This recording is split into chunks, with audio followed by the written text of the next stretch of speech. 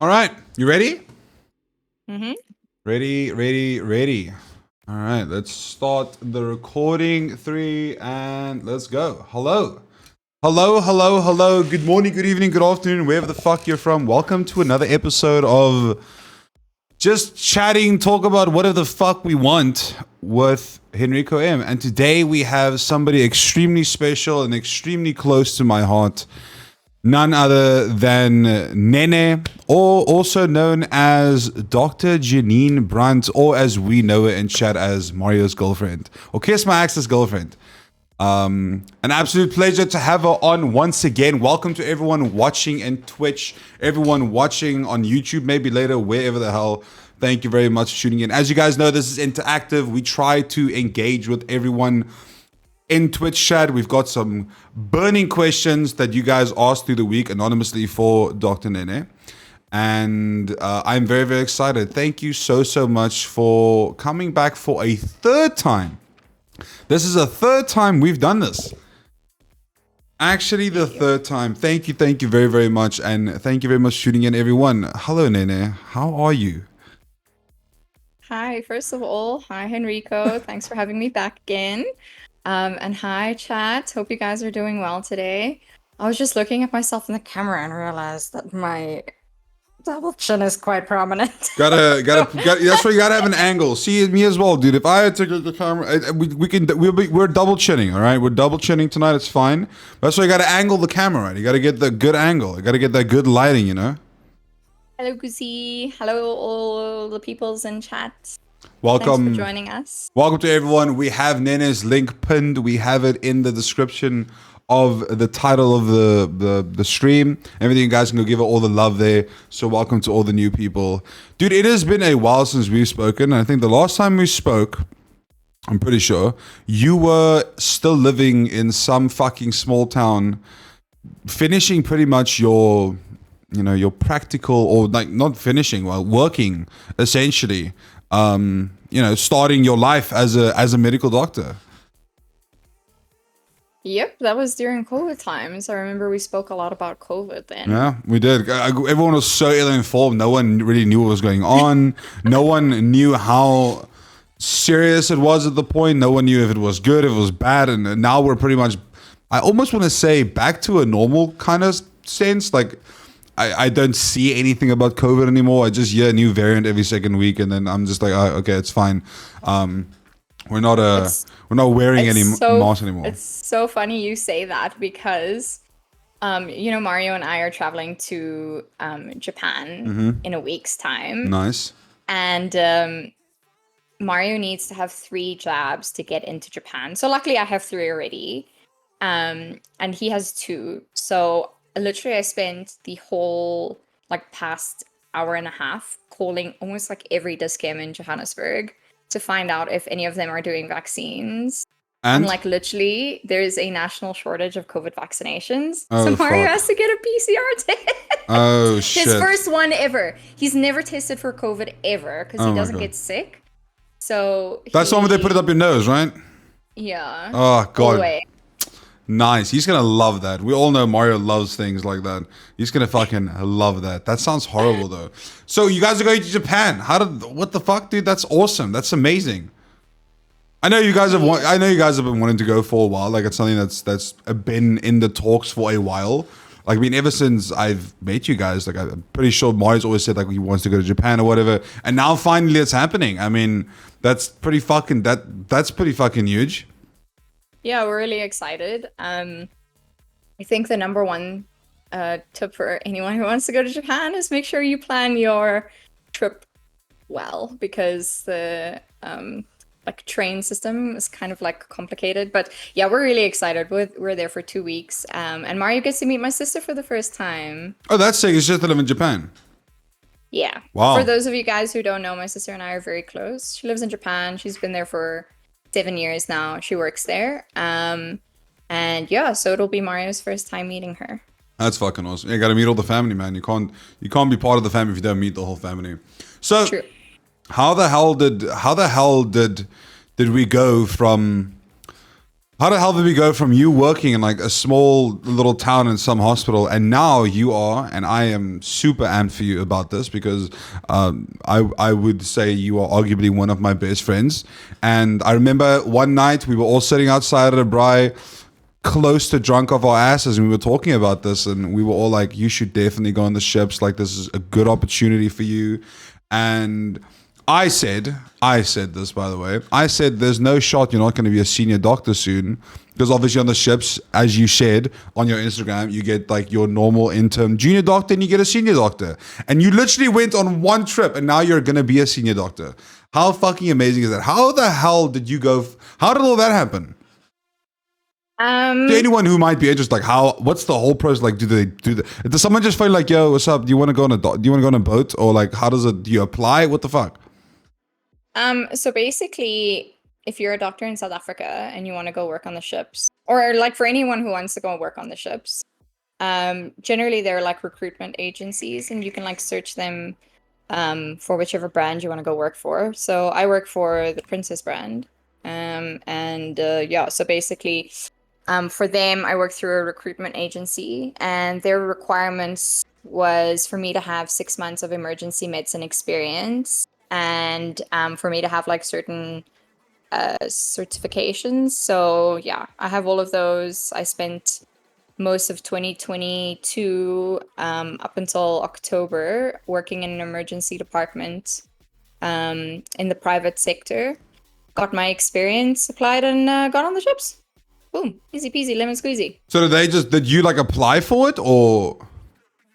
Yeah, so my best friend, who's also a doctor, he also works on the ships. Mm-hmm. We were talking about this in our ComServe year, like, you know, what are we going to do after ComServe? Because that's always the big question for doctors is, cool, your internship, you know, the government gives you a job, and for your ComServe, the government gives you a job, and then after that, you have no idea what you're going to do.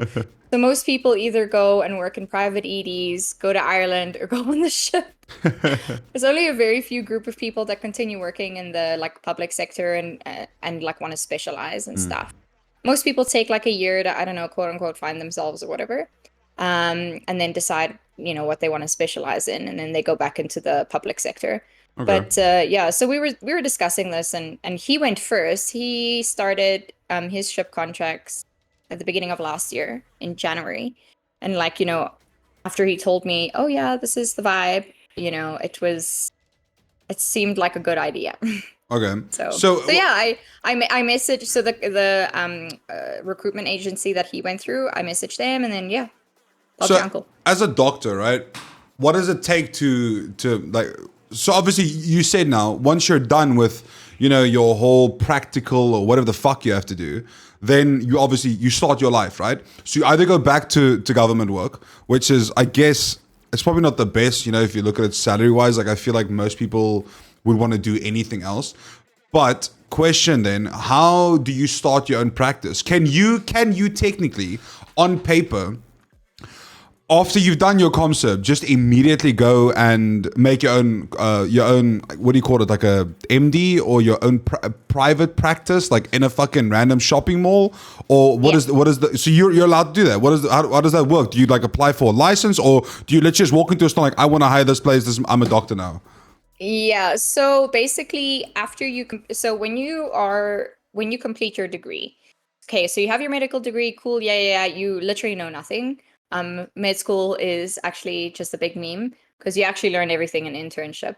So once you have completed your med school degree, you get a certificate that says you're an intern doctor and you practice as an intern doctor.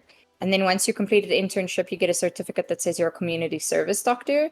And so you like practice as a community service doctor. And then once you've completed that, you're now considered an independent practitioner. Okay. So once you're an independent practitioner, you are allowed to practice medicine without the covering of a hospital or, you know, a practice or whatever. You can essentially practice medicine by yourself. So you are now registered under the Health Professions Council as an independent person. So if somebody decides to sue you, they're suing you as the independent practitioner. Yeah, so it doesn't go through to the South African medical scene, essentially. Yeah, correct. Damn. That easy. So, yep. So then, like, okay, once you've completed your you know, you've gotten your what you call it, your independent practitioner's certification, it's kind of difficult to just start your own practice. So what most people will do if they want to do GP work is they will join another GP practice and then become a partner in that GP practice. Because it's quite rare to find like just single doctor GP practices. You have like, usually there's a group of them.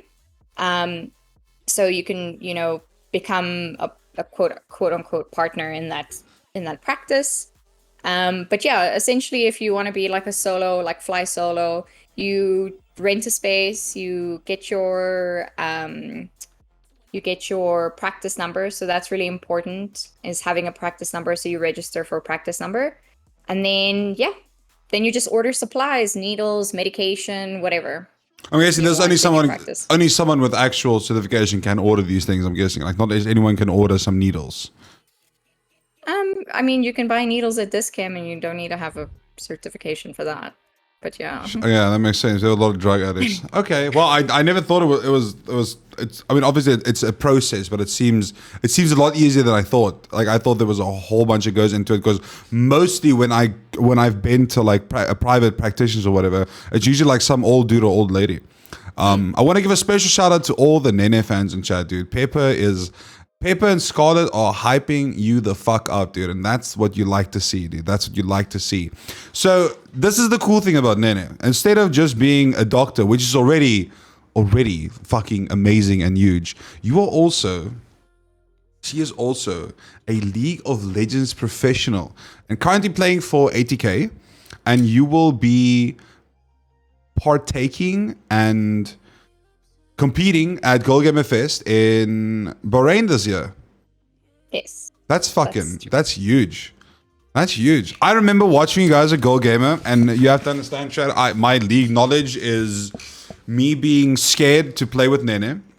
Whenever n3hn3h invites me, I usually say no. And the only reason I say no is because, number one, she's very toxic. And number two, she question marks me on the map. She's like, what are you doing? But I only play Garen, because Garen is the best hero in the game, and I have a 45 euro Garen skin, so I don't want to waste it. Okay, I love my Garen. But the fact that you are literally a fucking doctor and a league pro is, I think that is a combination you don't quite find. You know, it's like being a millennial and not having a mental issue. Like, you don't get that anymore. So it's quite a rare find. And I remember watching GIRLGAMER at 80K last year. What was it? March? April? No, when was it? May month? June. Oh yeah, it was on my fucking birthday. Hello, how did I forget that? And I watched you all. You guys all compete. Your team is very hard, by the way. I mean, we've spoken about this publicly and in private, by the way. And I remember just cheering for you guys and just watching you guys absolutely fucking dick on the competition. I'm just saying. And now you guys are going to fucking Bahrain. I think that's a force to be reckoned with, dude. Yep. We're leaving on Monday. You guys are flying Monday? Friday. We're leaving on Monday. Holy crap. Are you excited? Like, what is your feelings going into this? Like, hello? You're just way too chill. You're like way too chill about this. I would be like hyped as fuck, dude. I mean, what are you guys? We're pretty hyped. Are there odds of you guys winning? No. I'm highly realistic about, you know, the ceiling of skill in South Africa.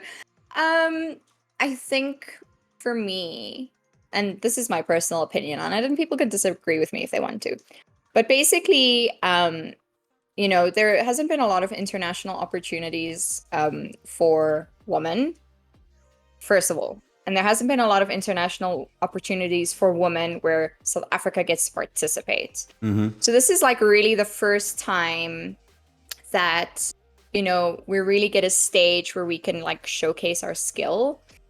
And unfortunately, because of the fact that there hasn't really been a lot of like international opportunities, I feel like the female scene previously hasn't really been motivated to want to be better, if that makes sense. Okay. So yeah, that's just my personal opinion. So I mean, I want to say that our team consists of probably the highest ranked females in the country. And I mean, I'm like not even ranked that high. So, I mean, yeah, it's just I really hope that this.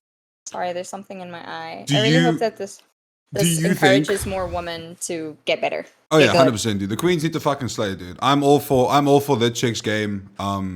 Look, I'm a guy on the internet as well. I'm a streamer as well, so I see what happens to chicks online. Unfortunately, I've told this to multiple guests. And aside from the fact that women are incredibly fucking hot, when I actually started this, the just chatting thing, like the podcast, like trying to get more people involved, I reached out to so many women that I want to talk to. I just want to talk to them. I want to learn about them or get to know them a little bit better. And almost all of them said no because of interactions they've had with other people in the gaming scene or on stream or stuff like that they've had where they were put into uncomfortable positions, and I don't like that. So I think that is unfortunately a reason why a lot of people don't really want to go, or a lot of females don't want to go public because of what the scene does. And let's be fair, the South African scene, there's a whole bunch of cunts in the scene. There's a whole bunch of great people, but a whole bunch of cunts as well. So I'm fucking super amped for you guys. You guys are getting the opportunity to be on the big stage or to compete on the big stage, even though you're going to be playing like the best of the best. I know last week when we were, Brian, you mentioned G2, I think, and like a whole bunch of other teams. But I think you guys are going to own it. You guys are going to own it and have a good time. Now, do you think personally, and I don't know, you can speak for your team if you want, but do you think that on LAN, because these are obviously going to be local servers, I'm guessing, right? Like I'm guessing Bahrain probably has local servers. Do you think it'll have any impact on your game? So there isn't a server in Bahrain for League of Legends, as far as I know.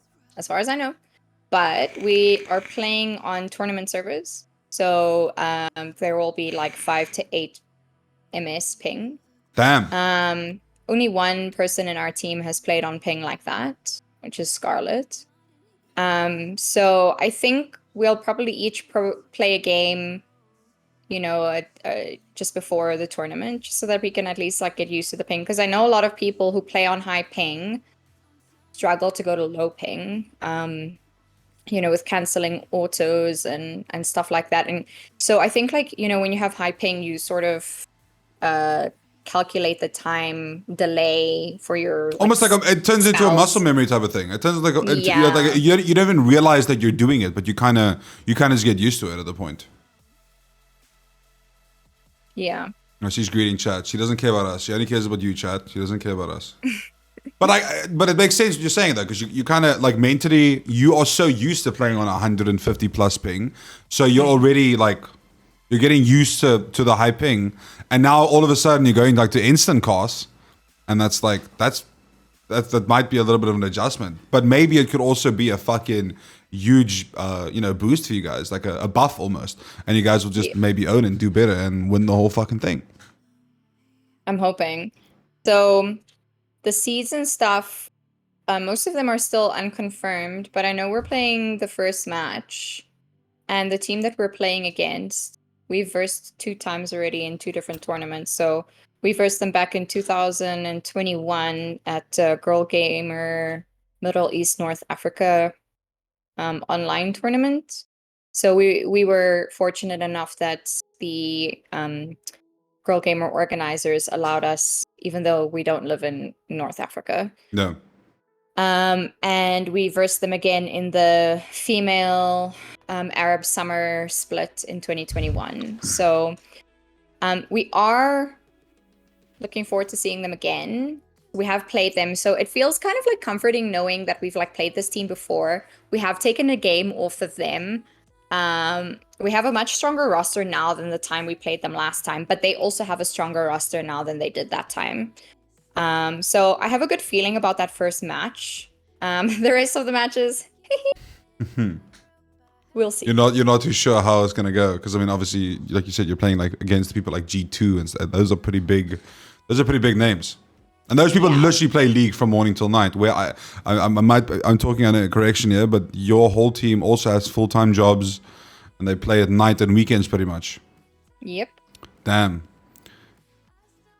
Y'all need to invest into some full-time sponsorships. Come on, South Africa. Surely we can get... If we can get a CSGO team to be able to play from home all the time, surely we can get some league teams as well.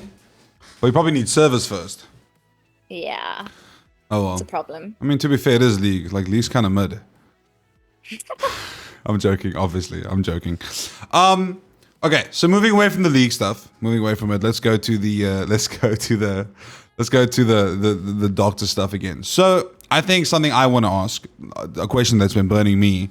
What would you say is the biggest difference between like working as a doctor in South Africa, going to a hospital, and being a doctor on a ship? Like a fucking luxurious grand ship, which is basically a holiday island on waves. What would you say is like your biggest difference? Like the first thing you noticed, like when you got there, you're like, God, people smell horrible on a ship, or whatever. Like, what is the main thing, or the main takeaway, or the biggest difference you'd say? Everyone likes to sue. No, I'm just joking. Basically, first of all, there's a really huge jump from working in South African government hospitals and working in South African private hospitals. Okay. So that's like the first jump that I made. And it was like going into like this Narnia world, like, whoa, we have stock of like everything, and the nurses know how to do everything. And it was just so weird because now I'm standing there, like things that I used to do, like drawing blood. Like I haven't done that in so long because the nurses do that. And it's like, it's so crazy because when I was like working in as like an internship in ComServe, that's like what you do. You do the ECGs, you do the bloods, you do the drips, you do the CVPs, you do everything, okay? And when I went to private, I was like, whoa, all I have to do is see patients and like diagnose people. Like, what? This is so crazy. And then, so this is the mindset I was in. And then going from working in private to working on the ship. So with regards to like, stock and what you have at your disposal, it's pretty much the same. It's like working in a private facility. The nurses are all really qualified. And you have like stock of everything, well, pretty much everything. You have almost everything to your disposal. The only things you don't have are like CT and an ultrasound. But everything else, you have blood tests, you have all the drugs, like pretty much everything. And the difference is the people. It's really just the people. So I think like in South Africa, we're still in this mindset of like, I don't know, you just like take what you get or whatever. But on the ship, it's not like that. If they expect a service and that's not what they get, they complain. Or, if they're not happy with it, they ask for a refund. Or, and the types of conditions that you see on the ship is like obviously much more different. So I worked in an emergency department, and you can imagine, like it says it in the name, it's an emergency department. Yeah. So most of the stuff, like 70% of the stuff that comes into an emergency department is relatively an emergency. Okay. Or, at least urgent enough that would warrant someone to come in at like 4:00 in the morning. The other 30% is like stupid stuff that they could have waited till the next day, but they didn't. And that makes me upset. But on the ship... That's why you're my favorite doctor, dude. You're like, people are just full of shit, dude. Do you know how many times I've shouted at people who've brought their kid into the hospital at 3:00 in the morning because their kid has a fever and they haven't given their kid any medication? And I'm just like, how do you have a baby and you don't even have paracetamol at home? I just don't understand. Please go home and leave me alone. First give your child paracetamol and come back in the morning. Oh my God. Damn. By the way, my dad says hello. He's in chat. Oh, hello, Uncle Saki. How are you? She called you uncle. Get fucked, old man. He called him uncle. Anyway, sorry. Wamsaki. Wamsaki, I know. I know. Funny story, chat, quickly before we continue. So when my dad met Nene the first time, because we were having a braai or whatever, and then I told my dad, yeah, she's. I think I said you're Korean. I pretty much told him you're Korean, and then I remember me and my dad were in the kitchen. Mario Nene's outside, and he comes to me and he's like, "Sien, is jy seker?" He's like, "Are you sure she's Asian or Korean or whatever?" I said, I'm like, "Yeah, I'm pretty sure." And my dad goes out and he's like, "So my son says you are Korean." And she's like, no, I'm from Namibia. And then he was like, my fuck, and this is my surname's literally Brandt. Like, you don't get more Afrikaans than that. And yeah, that's just a quick little side note. I thought Nene was Korean/Asian for like a whole year that I knew you pretty much. Hold on, I'll just quickly answer this question in chat. Have you ever run out of medical equipment and needed it after you ran out? If so, what did you do? That has only ever happened to me in government hospital. Yes, it's happened. We had a lot of shortages of catheters, so that's like a pee pipe that you put in to collect urine. And especially for the babies, we don't have catheters for the babies. And for those of you who don't know, I used to work in pediatrics. And I have a diploma of pediatrics. So my like subspecialty other than emergency medicine is peds. So basically we would use like NG tubes, which is like a nasogastric tube. It's the one that you put in your nose and it goes down into your stomach. We used to use those as catheters. Like you like come up with alternatives for what you need. Like if we run out of drips, I just put in a CVP, whatever, YOLO. Who cares?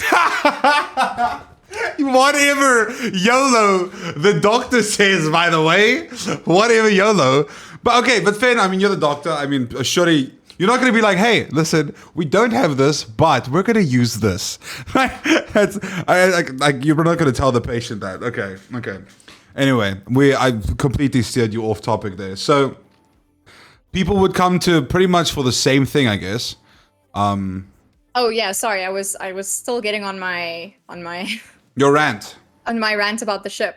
The things on your so okay, if an emergency department is like 70% emergencies and 30% non-emergencies, the ship is like maybe like 10 to 20% emergencies, and the rest is like normal GP stuff, like what you would see in a GP practice. Mm-hmm. Because most people, you know, are coming on the ship and they're coming for holiday, so they're fairly healthy, or at least they're not like dying or whatever. I mean, there are some that are, because that's like their dying wish or whatever, but yeah, so they're generally healthy. So they mostly just come in for, you know, coughs and colds, or I got a rash on my skin, or I'm having seasickness. I saw in the chat someone spoke about alcohol poisoning. I haven't treated a single guest on a ship with alcohol poisoning, only crew members. Of course, fucking crew members, dude. And yeah, so pretty much those are the kinds of things that you see quite a lot. Oh, and a lot of people forgetting to bring their medication on the ship, which is the most frustrating for me, because we stock like generics of like most medication that you would require in an emergency setting. If you're coming on a ship or you're going on any holiday, you should take your chronic medication with you. Okay. Because generally we don't stock chronic medication because it is not life-saving medication. Yeah. Okay? If that makes sense. Now the people will come here and they'll like not have their medication, and now we have to, you guys don't understand how difficult it is to get medication for guests, because I'm a registered doctor in South Africa and I'm a registered doctor on a ship, which means I can prescribe medication in South Africa and I can prescribe medication that's on the ship. I cannot write you a script in Australia to get medication from a pharmacy in Australia because I'm not a registered doctor in Australia or the States or whatever. So you get me. So it is exceptionally difficult to get medication if we don't have it on the ship in another country. It is like a super long process, and it like frustrates me to no end. I don't mind if it's something new that we caught on the ship and they require the medication. I don't mind getting that medication at all. But if it's like your diabetic medication that you forgot to bring on this 14-day cruise, you cannot not take your diabetic medication for 14 days. That's like, on you seriously, then. guys. Come on. That's on them. That's on them. Like that can't be. But I mean, as a doctor, that must be frustrating, because like, what the fuck do you like? Hello, why are you? You know, why? Like you said, you're literally going on a 14-day cruise. Like, surely you actually have that. Yeah, it's frustrating. I see a comment. Thought everyone would be white girl wasted. The cruise ship that I work on, the average cruising age is 65. Oh. And for one of the voyages that I was on, so voyage is like a 7-day trip, you know, like getting on and getting off. Mm-hmm. That's a voyage. Like I think one of the average ages for one of my voyages is like 83. So these people are like old guys, so they're like not like excessive drinkers or whatever. Any STDs? I'm with a cruise. crew members, not for the guests. Damn. Fuck. Okay. I But was not wondering. that many. Not as many as you would think. No, 'cause I was just wondering, I like, thought I was gonna be like inundated with like SEDs and people needing the morning after pull and stuff like Yeah. that. It's really not that common. okay. No, I thought like maybe some old people with fucking, homies are basically dying, so might as well fuck on the ship one last time, right? They get a lot of bladder infections because of that. Ah. STDs. Opa went a little bit too hard last night, and now I have a bladder infection. Yeah. That is insane. I just want to say a quick little thank you and a quick little shout out to everyone in chat for hanging out and also for all the follows. There's a lot of them. Thank you so much. I appreciate it. So this week we did something different. This was our queen Nene's choice, or not choice. She really wanted this. She asked me to set up a anonymous question link, and you guys went fucking mad. So I'm gonna start off with some of these questions because there's so many, and we have to get through to them. So I'm gonna start with the first one. So the first question, okay, when was your first kiss? What the fuck? I thought it was gonna be doctor questions, and this is the first one we get. But yeah, Nene, when was your first kiss? I was 13 and it was in the cinema. It was extremely awkward. I can't remember what movie we were watching, but there was a kiss scene in the movie, and then the person was like, hey, do you want to recreate the scene? And then I turned to him, I'm like, what the hell are you talking about? And then he was just going for it, and I was just there like, what? Yeah, it was really weird. Really awkward. Well, that sounds like a good first kiss story. Question from chat. If there's a serious emergency, how far can you help them? So let's say someone is getting a heart attack, or someone is getting kidney stones. Okay, so you've chosen like two pretty simple things to like deal with. Okay, Dr. Nene, give us a fucking emergency. How do you deal with it? Go. Okay, so I'll tell you guys a story about what happened on my last trip. It was on like the first week of Jan. We had a patient. His wife called in and said that he's having a heart attack. That's what she explicitly said to us. So we're like, okay, cool. So there were 3 doctors on that ship, and all 3 of us ran up to this guy's cabin and our senior nurse. And we get there, and this bro is not having a heart attack, my guys. He's having a full-blown, heavy-ass, full stroke. He's having a stroke. So his whole one side is like not functional. Holy so fuck. The severity of a stroke, you can generally tell the severity of a stroke by the density of the paraplegia, or so like how paralyzed they are. So if they can still like move around a bit, then it's like fairly okay. But if they're if you like pick that arm up and it's just like blunt, then okay, not good. Bad stroke. Don't do that. Don't do that. So basically, unfortunately, strokes are time sensitive. So, and the time sensitivity for a stroke is like 3 hours. So basically, immediately when we saw this guy's having a stroke, we called up to the captain. We were like, we need a helicopter. Unfortunately, we were not in port. We were at sea, and we were 1 day out from Melbourne. So we were, if like, let's say it's a Tuesday, we would arrive in Melbourne port on the Wednesday. Okay, so first of all, they turned on every single engine. We're burning $11,000 of fuel every hour to run the ship at full speed. So so the ship, is that like something the ship has to adhere to? Like if there's an emergency, the ship has to go essentially in emergency mode as well for said patient? It depends. Okay. So that decision's made by the senior doctor on the ship. Okay. So they have to tell the captain, okay, look, you need to turn the ship around, or you need to go full speed ahead, or you need to stop the ship right here, or whatever. Okay. It depends where you are in the ocean. It depends if you're at a port, whatever. It depends on the logistics of the ship. So we were 1 day out from Melbourne. So we're like, okay, full speed the ship to Melbourne, as close to the shore as we can get. So $11,000 an hour of fuel, if you can imagine. And the ship is only going at like 23.5 knots an hour, which is like equivalent to like, I want to say like 25 kilometers an hour. It's really not that much. Okay. It's not that fast. And we're calling out a sea ambulance, or like a helicopter ambulance. And it took the air ambulance like 2 hours to get to us. Yeah, look, guys, in a situation like that, it's already like you've already missed the window to treat a stroke. If the guy survived, which he didn't, unfortunately, he would have been with like lifelong disability. F's for the homie. And yeah. So unfortunately, stroke is one of those difficult ones, because the problem with a stroke is that you need a CT scan for a stroke. you need to have a CT scan because there are two different types of stroke. Generally, there are two different types of stroke, and the treatment for one type of stroke is completely contraindicated. Like you cannot give it in the other kind of stroke. So you will kill the patient faster if you give this treatment. So you can't just like wing it. And there's no way to tell like clinically based on the symptoms that the person has which kind of stroke they have. The only way you can tell that is with a scan. God damn. So like that's why I say like a heart attack is quite simple and like kidney stones are quite simple because a heart attack, I know a heart attack seems like the craziest thing that can happen to you. It's really not.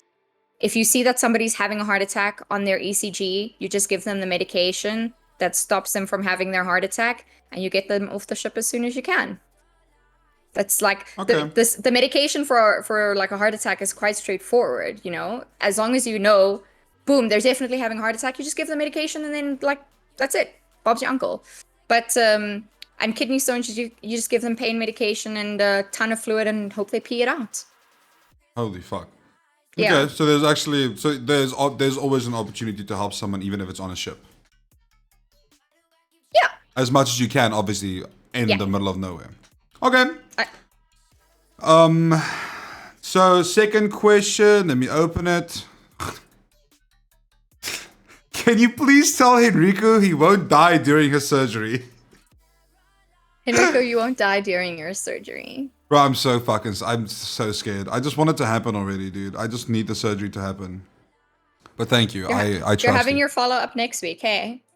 The 23rd. The 23rd. That's a good question. Thank you, Pepperfop. What if I do, though? What if I do die, though? Well, I did tell you that every surgery has a risk of death. So I can't. So what you're saying is I can die. That's extremely unlikely. But I can, though. Everyone can die. You can die walking across the street. You can die sitting in your room. You can die at any point in time. You can die taking a shit on the toilet. Okay, but here's the thing. The surgery is a win-win. So either, number one, surgery success, gallbladder's out, I'm happy, I live my life. That's a good ending. Or I die, good ending. It's a win-win either way. That's how I look at it. Okay. There's a highlighted question. If I want to go on a cruise ship, do my 3-year-old and 4-year-old need to be COVID vaccinated? My wife and I are just the booster short. It depends which region you're sailing in. Do you know where you're going to sail to? So at the moment, Australia is currently the most strict region to sail in, but all children under the age of 12 are COVID vaccine exempt. So you don't need to have a vaccine for your children if they're under the age of 12. There you go. Short answer. My dad just said, we'll miss you, but I'll take over your Twitch. Motherfucker, dude. Motherfucker. Okay. Next question. What's your favorite drink? They didn't specify alcoholic or non-alcoholic, so let's go one each. Okay, my favorite drink, just randomly throughout the day, is water. I know that sounds really boring. Cheers. But nothing like a good pump. Yeah, I know that's super boring, guys, but I get thirsty a lot. I drink one of these, I drink 1.5 every day. I just finished this one. Hold on, I'll show y'all's. So yeah, I think I drink a lot of water. I think I go through 4 to 5 pumps a day minimum. Tara Boba is great, but Tara Boba is also extremely fattening, so I can't have a lot of those. Also, I'm lactose intolerant, so I can't have a lot of Tara Boba. It makes my stomach run a little bit. Dude, once the surgery is done, I just want some cheese. That's all I want, dude. I just want some cheese. And then my favorite alcoholic drink is either a strawberry daiquiri or Miami Vice. Miami Vice is a combination of a pina colada and a strawberry daiquiri. It's a really good cocktail. You should have it. I make them. I make quite nice ones. Why did you make us cocktails when you were here last week? Hello? Because you don't have a blender. I literally asked you. Oh, you did. Fuck. Okay, I'll buy a blender. Follow up, opinion on vaccinating kids under 12, don't do it. There's a reason why the WHO said it's not necessary for kids under the age of 12 to get vaccinated. It's like playing in the dirt. They'll just grow over it. Chloe just asked that he just called his dad a motherfucker. Yeah, well, technically my dad is a motherfucker. I mean, he's my dad. But even my dad's a homie. I love my dad. Me and my dad have a good relationship. Anyway, next question. So we got pump pretty much and a good old strawberry daiquiri. Next question. What's your take on medical marijuana and marijuana in general? I mean, am I wrong? Sorry, am I wrong? Chat, how was I conceived? He fucked my mom. That's just how people are made. We haven't, Nene, how were babies made? When a mommy and daddy Thank you, there we go. There you go. All right, sorry. What is your take on medical marijuana and marijuana in general? Okay, so I've said this before in our previous podcast.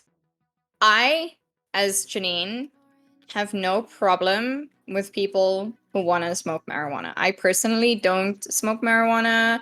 I have never smoked it. I don't ever plan on smoking it because mental illness runs in my family. And so I am not going to trigger anything by subjecting my brain chemistry to drugs. Okay. You guys can read up on studies that drugs, including marijuana, can trigger substance-induced psychotic disorder. So that one for marijuana is typically called cannabis-induced psychotic disorder. And I have worked in psychiatry. I've seen it a lot. So I am not going to touch that stuff, especially if your brain is really vulnerable. I don't recommend it.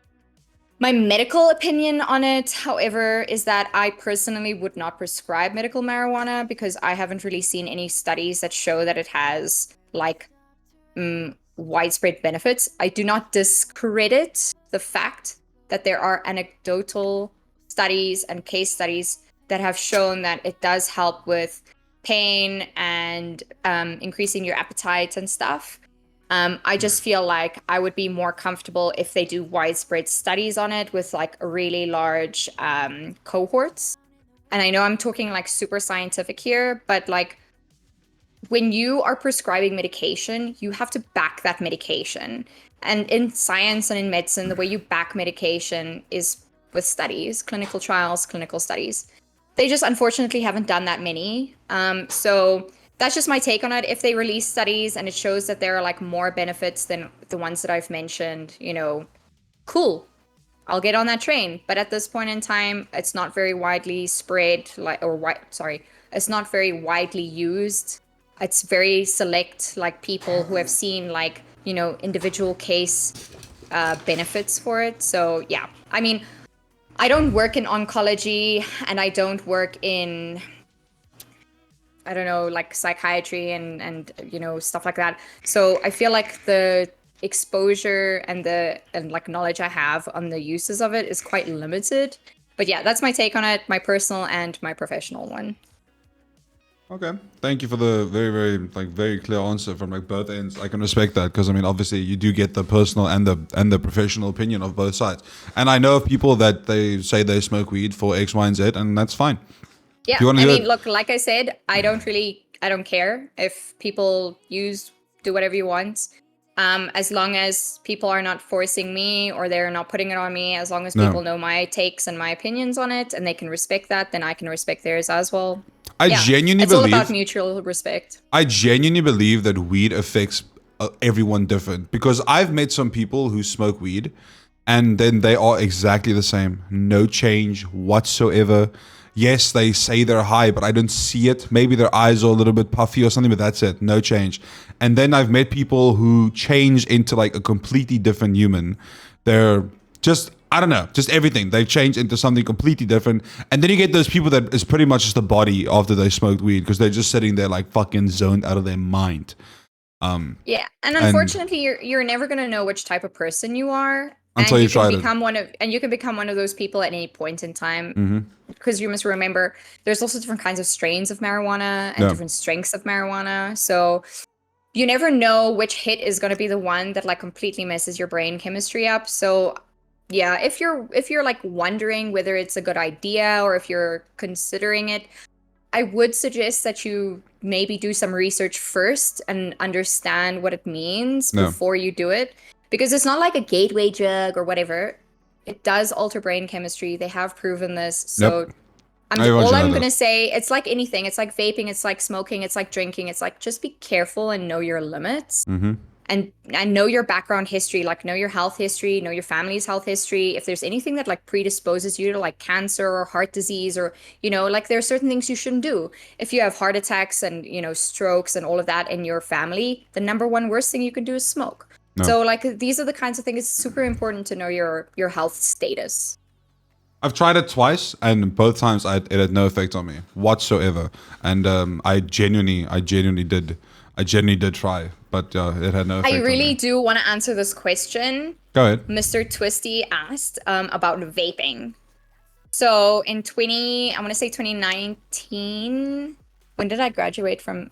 In 2020. I remember I was working in respiratory at the time, and they had released a 10-year study on the effects of vaping, and it's just as bad as smoking in a different way. It predisposes you more to like heart failure and lung disease, rather than like how smoking predisposes you to lung cancer. Well, smoking also predisposes you to like heart attacks and strokes and stuff. But yes, vaping is also really bad. No. The only way or the only time I think vaping is good is if you're using it to stop smoking. That is the only time I think there is pros for vaping. If you're vaping, or if you're a new person that is going to start vaping and you've never smoked or you've never vaped before, do not do it. Because it's fucking That's delicious. my opinion on it. I know that I vape, but I used to smoke. So I used vaping as a way to stop smoking. There you go. Yeah. See, listen, chat. Life can be summed up very, very simply, okay? We don't need a medical doctor for this. Everything in life that you enjoy or you like makes you fat, is illegal, or makes you pregnant, or is already in a relationship. That is it. That is the 4 ways. That is literally the 4 ways how life goes. It's illegal, makes you fat, kills you, or is already in a relationship. That's pretty much it. That's just how life works. Next question. I have absolutely no idea what an IQOS is, so I'm just quickly going to Google that so that I can answer that Maybe question. it's like shisha or something. The next one is pretty weird. Heated tobacco. Oh. That's so isn't that essentially It's the same. Yeah, it's like, basically the same. So There's anything that's a tobacco product has nicotine in it, and nicotine is bad for you. But anything that you're putting into your lungs that is not air is bad for you. So if it is vapor, like, flavored vapor from a vape, or tobacco that you're smoking, or a cigarette or a cigar or whatever, all of those have a long-term effect on your lungs. So there's a question I see about cigars. So the thing is, like, you don't smoke cigars like every day. And if you do, that's a bit weird. Cigars is like a once in a while thing. I mean, it's just the same as smoking, has the exact same effect. Look, you're not really inhaling the smoke into your lungs, but all of that smoke is sitting in your mouth, and your mouth is probably one of the fastest places where things absorb into your bloodstream. Same like in your bum. So your bum and your mouth are the places where things absorb the quickest, other than your lungs. So even though the smoke is just chilling in your mouth, it's still getting absorbed into your bloodstream. Dude, imagine someone vapes. You could breathe through your ass, and then you vape through your ass, dude. What a way to go. Can Nene do your operation? No, because she's not a surgeon. She is a medical doctor. Honestly, I've considered it. I was been like, listen, can you just come over? I have some steak knives. Just cut this bitch out. Next question is pretty weird. It just says, whose location do you have? My own? It's pretty weird. Pretty weird question. Pretty weird question. Whoever you are, you're weird. Do you know...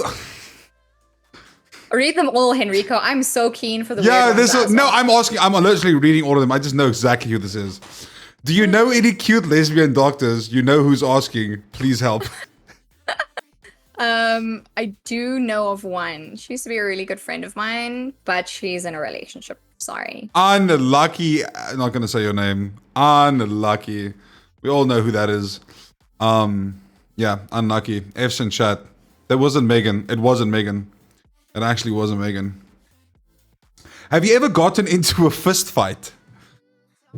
No, but I have been punched in the face. Ooh, story time with Nene. Was it Mario? I'm joking. No, it wasn't Mario. I don't know if y'all can see it. I can't remember if it's on this side or this side. I have a scar somewhere by my eye. What happened?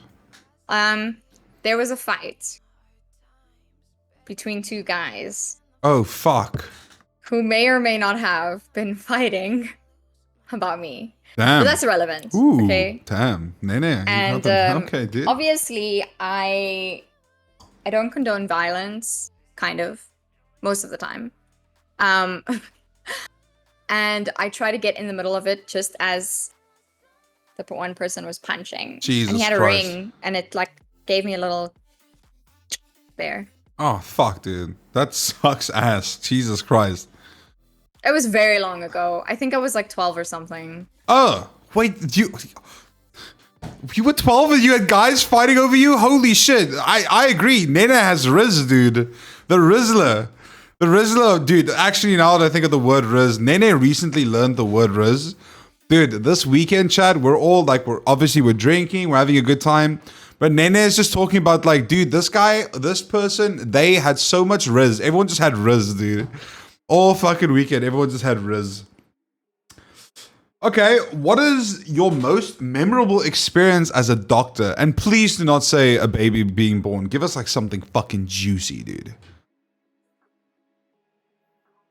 Horse champ? Hold? My most memorable good or my most memorable bad? Well, I don't know. It says, what is your most memorable experience as a doctor? You can do both if you want. Bad? You can do both. Both, okay. Yeah, do both. Let's start with good. I'll start with the bad one. Okay. I have two. Okay. Really bad ones. I think that I can like remember this moment in my mind, and I felt so like helpless and also so angry. The first one, I was still a student. Actually, both of them I was still students. I think like as I've gotten like older and as I've gotten more experience in the field, things like affect me less.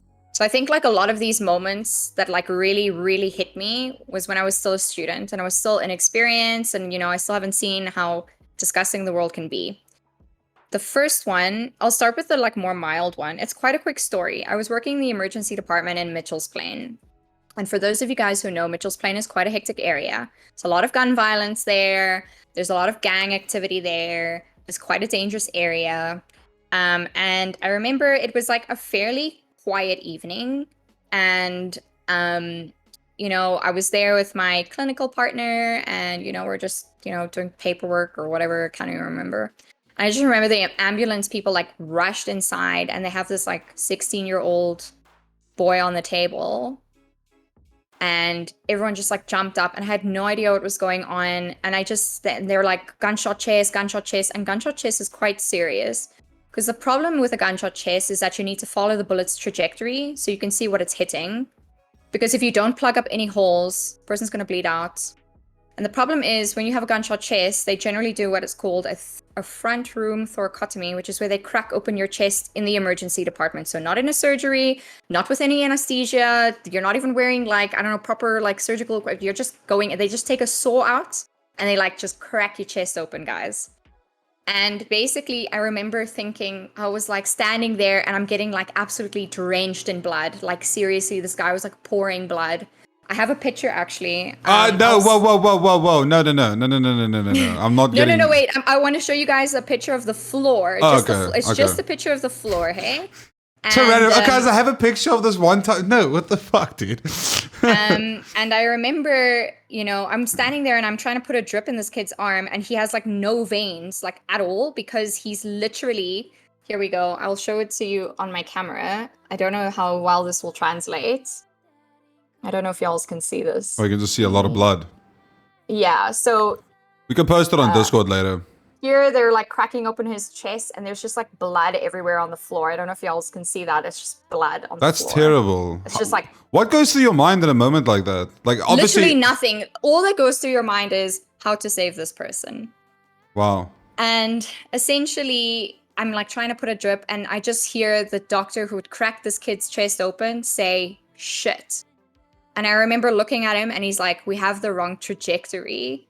So what happens is they had to clamshell him, which is when you cut open or when you saw open the chest, you saw open one half. And then you dig around and see if you can find the bullet hole. He had been shot actually from the other direction. So the wound that they thought was the entrance was actually the exit. And they had to saw open the other half of his chest. So basically his top half and his bottom half like fall over each other and it looks like a clamshell. So you have these two parts that are like completely loose. Yeah, he died immediately, right there. That is terrible. Crazy. I mean, I was like super traumatized by that because I've never, and to this day, I've only ever seen one other front room thoracotomy. That one went much better. I mean, the guy still died, but it was like I mean, they cut open, they were massaging his heart, they managed to get him to theater. It went a little bit better. He survived like 3 days or whatever. I'm so sorry. You're like, that one went a lot better. He died, but it went a lot better. What the fuck is wrong with you?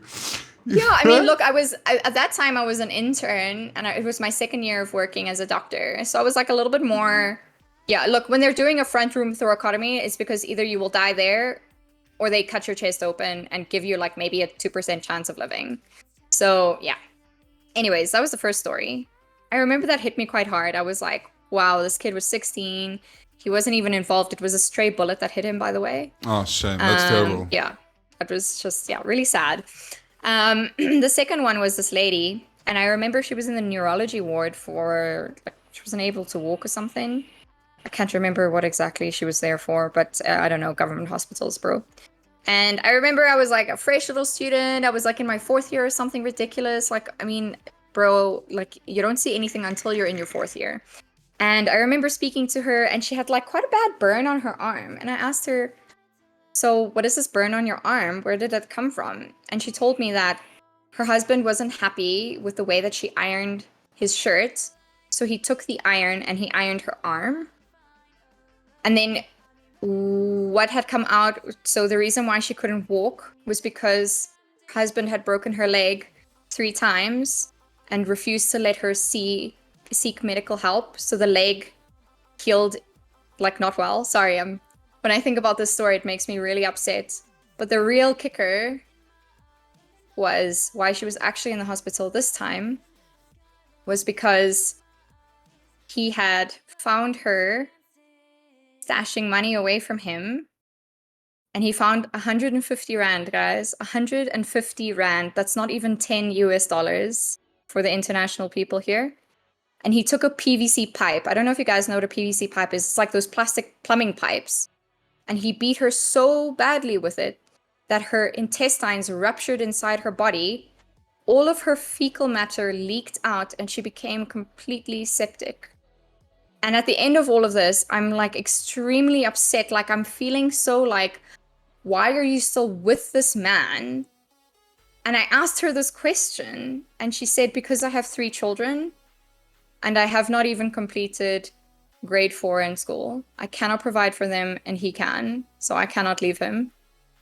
Guys, and that is the reality of South Africa. It's like people are in these like domestic abuse relationships that they cannot get out of.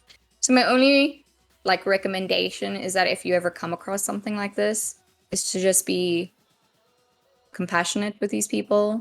Because I'm telling you now, they have thought about it. They have thought about leaving. It's really not that simple. No, it's not that easy for a lot of people. Yo, that's fucked. That's absolutely fucked. Yeah, that story will stay with me for a really long time. I mean, can you imagine getting beaten so badly with a pipe, plastic pipe, that your internal organs actually ruptured? That's just crazy, dude. Are you as a doctor allowed to get police involved in a scenario like that? Yes. Okay. I just thought of it now. Like, are you allowed to like make? Are you allowed to make like that decision? Well, actually, no. The only time you can involve the police is if the person wants to lay a charge against them. Like if they want to fill in a J88, which is like an assault form. Or if you think that there are children's lives who are in danger. Okay. That's the only times you can get the police involved. Other than that, it's on the patient. They have to make the decision and they have to pursue, essentially. Yeah. Wow. Sure. The best story I have, guys, let's go. This is why I started with the crappy ones, because they're super crappy. And look, I have a lot of stories about like really sad stuff that has happened, but these are the 2 that like really stand out in my mind, and I can remember them as if they happened like right now. I can like still remember the way I felt. And I can still remember like the smells, and I can still remember the sounds, and like I can still remember my emotions and stuff, you know? So it's like very vivid in my mind. The other story, the really good story, and this is quite a close one to my heart. I worked in pediatrics, and I love children. For those of you who know, I don't actually want any children, but I love to work with children, and I love to treat children, and I think they're fantastic. I don't personally want children for myself, but yeah, I worked in peds, and for those of you who know what premature babies are, those are babies, or for those of you who don't, premature babies are babies that are born before their due date, so before 36 weeks. So babies term at 40 weeks. And if you are born before 36 plus 6 days, then you are considered premature. So we had a baby that came out at 28 weeks and 5 days. Holy At 28 fuck. weeks, you're like just about past halfway through your pregnancy. And this baby weighed 697 grams. That's not even 1 kg pack of sugar, guys. Think about it like that. A 1 kg pack of sugar was not even, it was bigger than this baby. This baby was Jesus tiny. Christ, that is It's really small. I think And my phone is usually- heavier than that. And usually these babies, they don't make it because either they're super premature, so their lungs are really premature, and or they're in the hospital for so long, they end up getting like hospital sepsis and all of this other kind of stuff. And it's just a very long process. And for those of you guys who know, actually, I don't think anyone really knows this. For me, premature babies like hold a really special place in my heart. My sister was a premature baby. She was born at 29 weeks. She was 780 grammer. And she's currently, I mean, the doctors gave her no chance. They said, this child's going to be retarded. And I mean, retarded in the medical sense. And she's a nuclear engineer today. So, I mean, for me, I think like... Pop off, pussy queen. Let's go. For me, I think like whenever I see a premature baby, I want to give them like a fighting chance because I have a feeling that, all of them have the chance to end up like my sister. And so, this baby, I'm not even telling, like, guys, I can't even explain to you how many times I thought this kid was going to die. And when a prem baby is like on their way out, like so many people just like lose hope. And I'm like pushing on this kid. I'm like, your freaking heart's going to start again. Don't do this to me. You will live, motherfucker. Guys, I worked in that hospital in pediatrics for 6 months. That baby was there for 6 freaking months. And no, sorry, he was there for three and a half months. And I remember like on my last day working at that hospital, I was in the clinic and this baby came in, 6 months old, a fat little shitbag, so cute, smiling, has full vision. Like, seriously, guys, I was so happy because there's many moments where this kid was like gonna die or had to intubate them or doing CPR, the heart has stopped, sepsis, had to, take him to surgery because bowels started dying.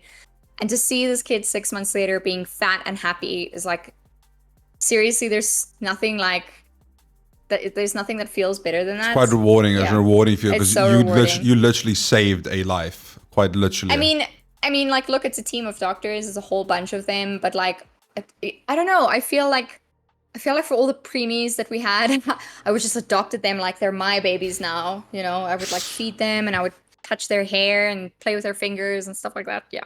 Oh, that was wholesome as fuck. What a good way to end the bad stories. What a good way to end the bad stories. I'm gonna swap it over to chat real quick. If anybody has a question, we're gonna try and answer as many as we can, but we do still have a fuck ton to go through. So if anybody in chat has a quick little question, while I just thank all of you for watching tonight and hanging out, I appreciate it. Dad says did doctors decide to call us patients and not customers to avoid having to tell us to be patient because they are always late? So can I tell you why doctors are always late? Because clients are they have so many issues and they just want to talk all the time. No. Okay. So if you're seeing doctors in the hospital, they're always going to be late because all hospital doctors have patients that are in the wards and they see those first in the morning. And they do rounds. And you always think your round is going to be like 20 minutes or whatever. And then there's always something that goes wrong. Mm-hmm. I can tell you this now. I've seen it happen so many times. We always think, okay, we're going to end our round by 9 o'clock. We started at 8, we end at 9. Nope. Then someone decides they're going to die during the round. So then we have to try and bring them back to life. And it's just, it happens. So that's the reason why doctors in the hospital are always late. Doctors in GP practices are always late because doctors typically schedule an appointment to be about 15 to 20 minutes long. And I don't know if you guys have these people that you like know that like to talk a lot, but like 15 minutes sometimes is not enough because sometimes people go to the doctor and they just want to talk about their life. Yeah, that's true. And I can you don't relate. always have time to like listen to them, and you kind of have to like get in there and cut them off. And it always feels bad having to do that.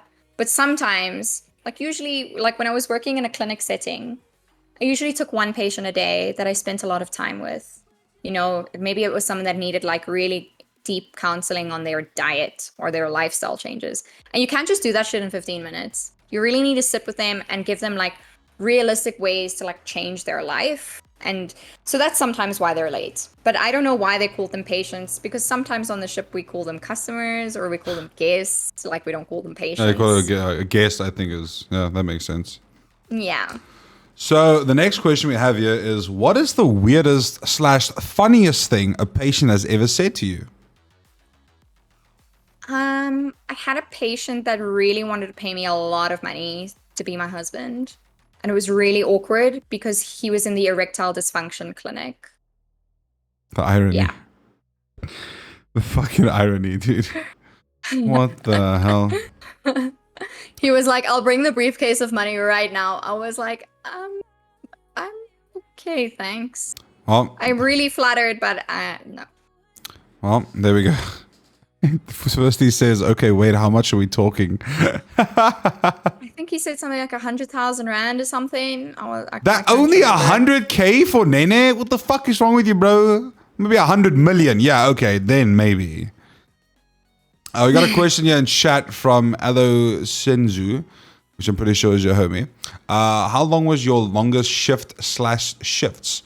And while you answer that question, I am just going to get up and go to the loo. Go ahead. Take over. My longest shift was 32 hours. 32 hours, and I had a car accident right after that shift. Yeah. I started work at 7 o'clock in the morning, and I worked through the day.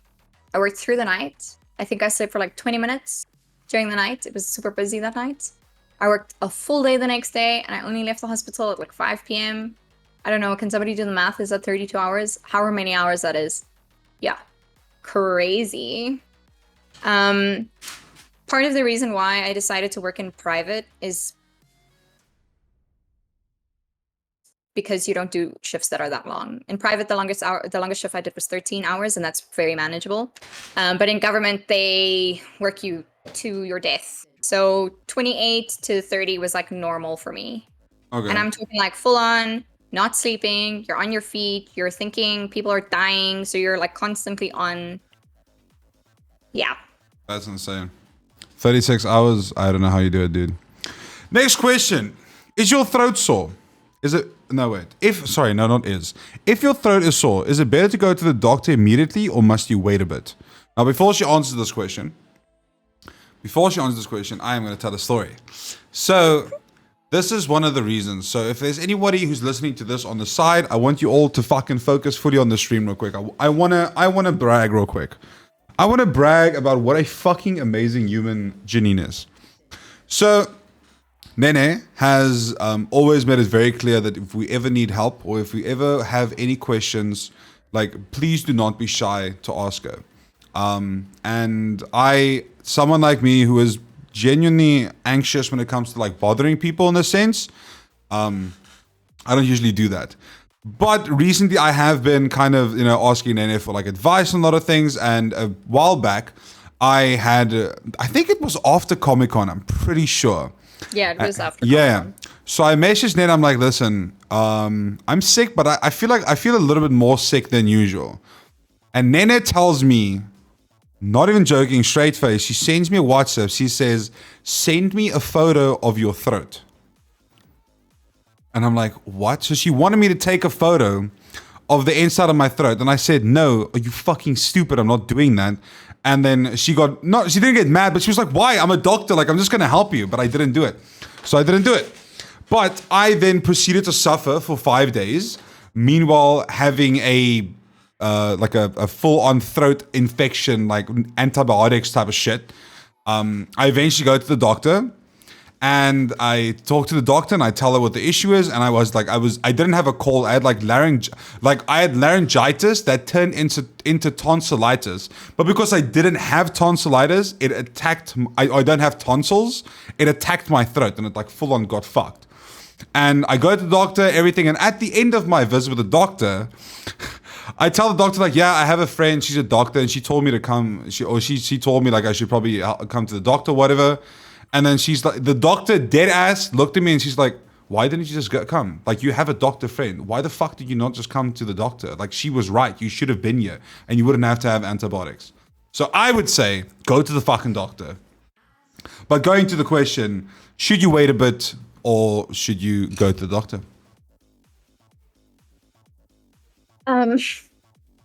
It depends.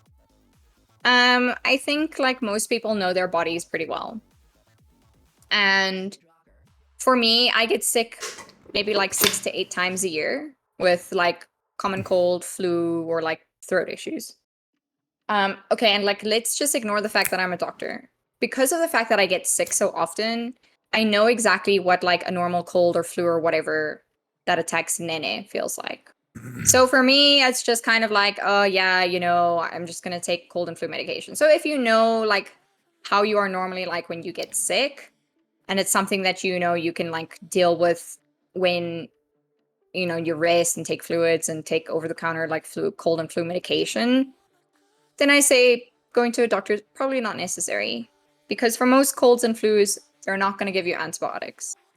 The times where I think it's necessary to go to the doctor is if your snot or your phlegm becomes yellow or green, like it started clear and then it turned yellow or green.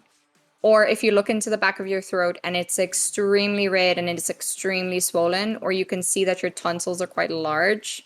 And trust me, if you don't know what your tonsils look like, if they're infected, you will know.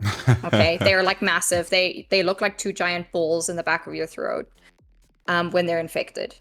That's when you should go to a doctor to get antibiotics. So for most of the times, if you have a sore throat, it's most likely just a cold or it's just flu, for which case they're not going to give you antibiotics anyways. Okay. So if you are sick, guys, and you have a sore throat, it is good practice to look in the back of your throat. Okay? Cool. Great. Awesome. If a doctor gets sick, do they go to see another doctor? No, we just prescribe our own medication for ourselves. There you go. Easy claps. Must be nice being a fucking doctor sometimes. Are migraines a genetic thing that you can inherit from your parents? You can have a genetic predisposition.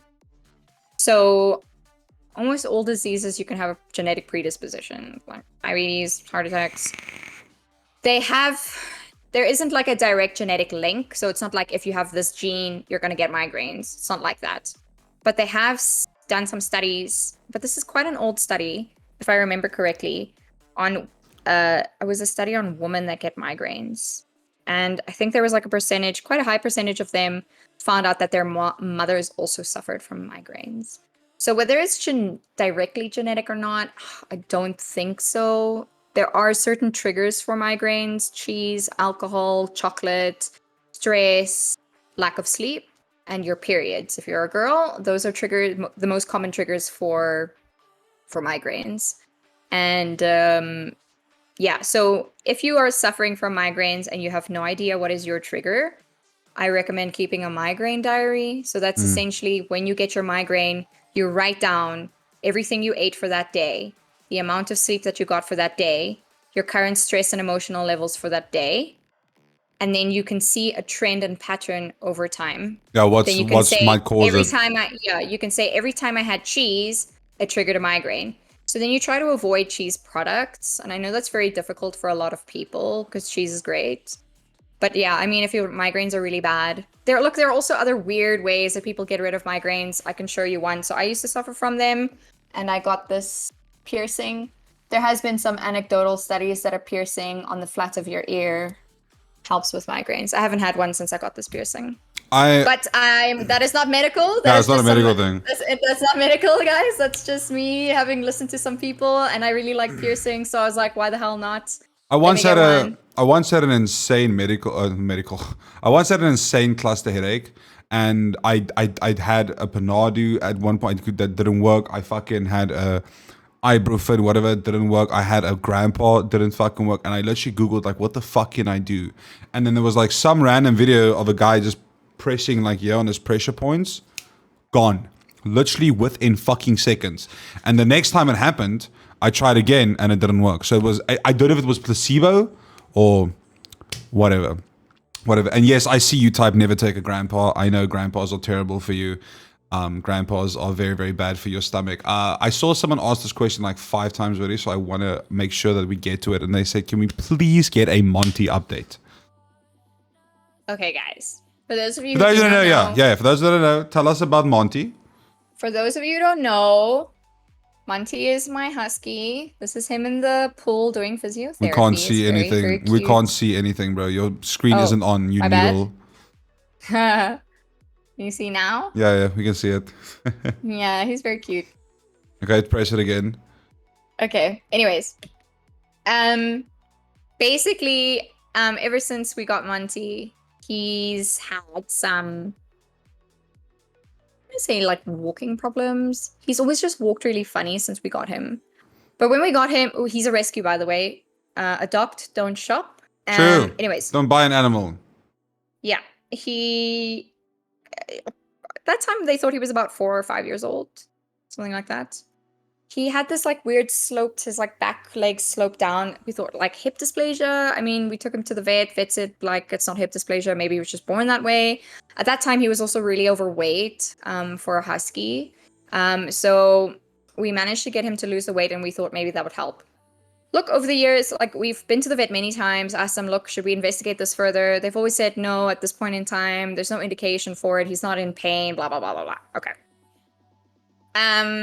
So after he lost all the weight and he was like down to a normal size for his stature for husky, we noticed that there wasn't really much of a change. He was definitely more energetic and was definitely like able to go on longer runs and able to run and all of that stuff like his sister, Lexi. But he was still having this like weird walking thing. Anyways, fast forward. The problem is like if you see something every single day, you don't notice like small changes. So I think he was deteriorating, but we just never noticed because we saw him every day. I think the change came quite dramatically when I was on the ships. And so we have stairs up to our place. And Mario told me like Monty can't climb up the stairs anymore. And it just happened one day, like he just stopped climbing up the stairs, which he could do fine with no problems. Essentially, I told Mario, okay, let's wait until I get back home and then I can sort it out, okay? And I got back home, and when I saw Monty, I was like, what is this dog? He was like floppy, and he was like falling around, and he was like slipping over his own feet.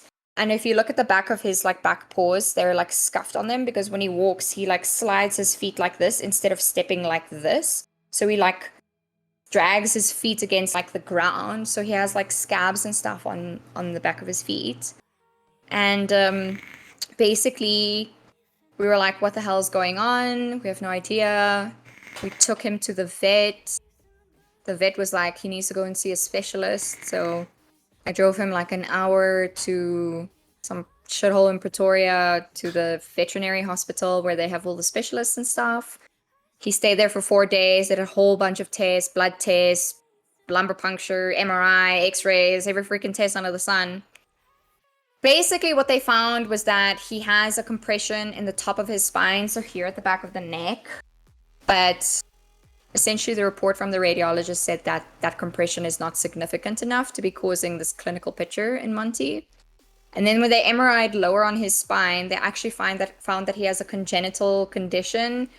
Guys, I'm not a vet, and this is not something that happens in humans, so it was quite difficult for me to understand. It's called sacralization. I've never freaking heard of this before. But essentially, from what I can understand, even in humans, the like last few part of your spine, it's like a giant bone that's like fused. All those like spinal bones are fused together, and that's your sacrum. So essentially what happens is his sacrum is like quite narrow, and it's compressing on the back part of his spinal cord. Essentially, that is the situation. They told us there wasn't really anything they can do about it, and there is a surgery, but the surgery is extremely dangerous, especially in large breed dogs, and so blah blah blah. Long story short, we took him out of the hospital with absolutely no change, basically. And I understand why people get frustrated with doctors when doctors don't know what the hell's going on with him. Because basically they just discharged him and they were like, here's some pain medication, give it to him, okay, bye. And I was like, are we gonna see you again? They were like, yeah, no, because there's not really anything we can do for you. I was like, oh, okay, cool. So I started like, researching different options and, so on and so on. Look, I found a bunch of vets that do this surgery, but they're all like overseas and whatever. So that is something that we will look at a later stage. At this point in time, Monty isn't that bad. They say usually you want to be doing the surgery when they don't have control of their bladder or bowel, which he's still fine with. Okay. So instead, what I have done is I found a pet physio, and she is freaking fantastic, guys. If you live in the Midrand or like the Sandton sort of area and you need a physio for your pet, hit me up, because this lady is like fantastic. Monty's only been to 4 sessions. 4 sessions? Yeah, 4 or 5 sessions. And he's already so much stronger than he was. He's no longer dragging his feet. He's still not able to initiate climbing up the stairs, but once we push him up the first stair, he's able to climb up the rest of them. He's been much stronger on our runs and stuff. So that's good, though. At the moment, Monty is on the mend. He is getting better. We don't have a definitive plan for exactly what is going on with him. We have not fixed the problem. At this point in time, we're just sort of like managing the effects of the problem. So we're just trying to strengthen his legs, and he has been on a bunch of pain medication and so on. And there are lots of different options for us before we get to the surgery one. But yeah, he's doing much better. Thank you so much for your guys' concern and interest. I'm very happy. Every day he's getting stronger. Yesterday, when I fed him at dinner time, he jumped up to grab at the bowl, and he hasn't done that in a really long time. Oh. So that means his back legs are getting much stronger. Huge for Monty. Huge for Monty. All right, next. Well, I have a question for chat though. Just we haven't done this, and I haven't done this in a live podcast yet. But chat, are there any gifters for Nene? Surely we can get a gifter for Nene. Here's another one. Wait, why is okay? Let's open. It says, a bit of a serious question. If a person shows early signs of dementia, then sees a neurologist and they say there's nothing wrong, but if it slowly gets worse over the years, is it worth to go back to the neurologist? Is there actually something they can do? Yes, because you can see dementia on a CT scan. So if it is early onset dementia or early stage dementia, you will not see clear changes on the brain.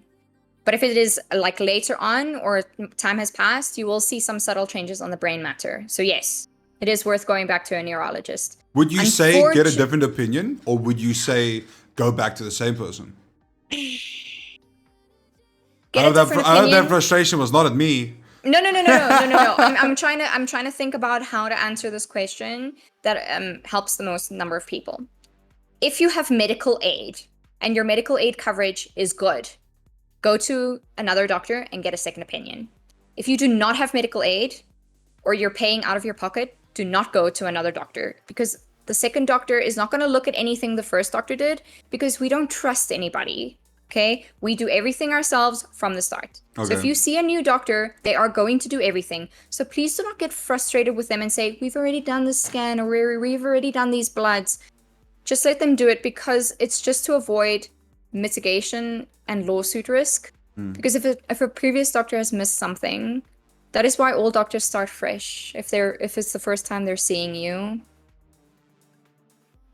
Okay. So the only unfortunate thing about dementia is that there is only medication to kind of slow down the process, but like once you have dementia, you have dementia. It's never going to go away. So what is dementia? Explain to me like I'm 5. What is dementia?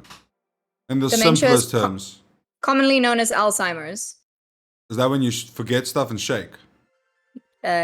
Shaking is Parkinson's. Parkinson's. Okay, Dementia is it's a group of like small blood vessel disorders of the brain, and it can affect like a whole bunch of things. It can affect your movement. It can affect your memory. It can affect your ability to make new memories or form short-term memories or keep long-term memories.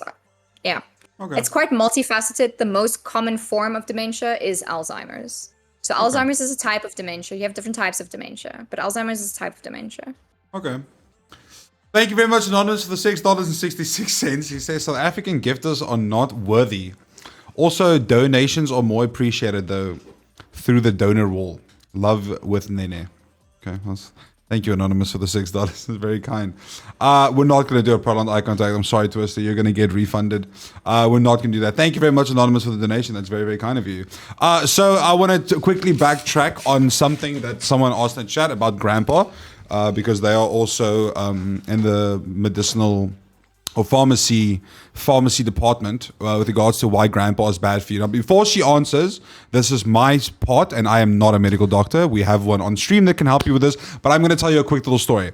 My stepmom is a firm believer, was a firm believer in the Grandpas. About 4 months ago, not even 4 months, 3 months ago, I get a phone call from my dad at 2 a.m. And if anybody ever phones you at 2 a.m., you know shit is about to go fucking down. And my dad tells me he's on his way home. His wife needs to go into ICU. Something's fucked. Goes all the way to ICU. What was the issue? She had a huge fucking stomach, like a hole in the stomach. And you know what's the first thing the doctors asked her? Have you taken Grandpa? Yes, I take them all the time. Doctor said, never in your fucking life again. That's a little personal one I have for you. She could have died. And I would like for you, Nene, to take it away there as to why you believe, as an actual doctor, why Grandpa's so bad for you.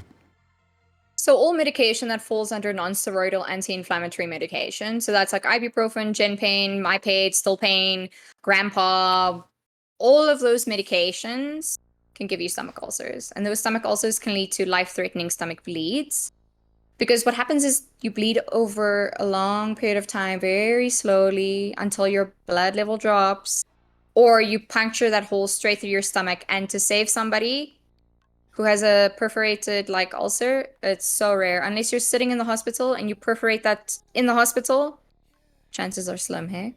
So look, I'm not saying that you should not use non-steroidal anti-inflammatory medication. There are certain times where you should use it. You should always have it with food. You should never exceed the suggested dosage for it. You shouldn't just be taking it willy-nilly. Most often than not, you shouldn't be using it for things like headaches or whatever. You should always start with paracetamol or Panado if you're having general pain, because Panado is not a non-steroidal anti-inflammatory. Panado does not have a risk of giving you stomach ulcers. So I have never in my entire career ever prescribed Grandpa.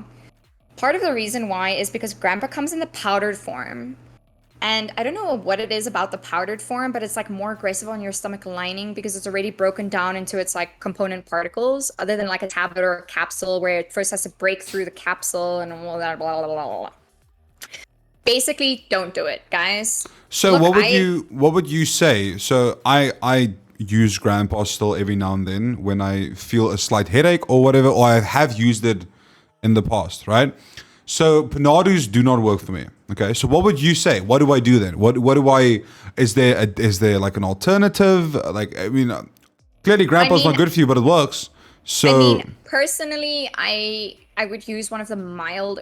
Grandpa's pretty mild, but I would use one of the other ones. You can use aspirin. Aspirin's not a non-steroidal anti-inflammatory. It's a COX inhibitor. It's a different type of pain pathway that it triggers or acts on. So you can try aspirin. So Disprin or any type of aspirin. Aspirin does have a risk of giving you stomach ulcers though, but it's much less than non-steroidal anti-inflammatories. Look, guys, I'm not going to lie to you. I love ibuprofen. I think ibuprofen is a fantastic medication. It is extremely effective for period pain. It is probably the most effective medication for period pain. But it should be used in moderation. And look, if you're going to use a non-steroidal, please don't use Grandpa. Use any of the other ones. Just something about Grandpa that is just worse. I don't know if it's because it's made in South Africa or something. I don't know, dude. But yeah, Grandpa shit. Use ibuprofen. Is an Adco-Dol better? I have no idea what that is. Adco-Dol is a combination of codeine and paracetamol. paracetamol is like paracetamol. I can't even begin to explain to you what pathway it works on. And codeine is like a super weak form of morphine. So it's an opiate medication. Okay. All opiate medications carry the risk of addiction. And all opiate medications give you really severe constipation. So if you struggle with constipation, I would not recommend Adcodol.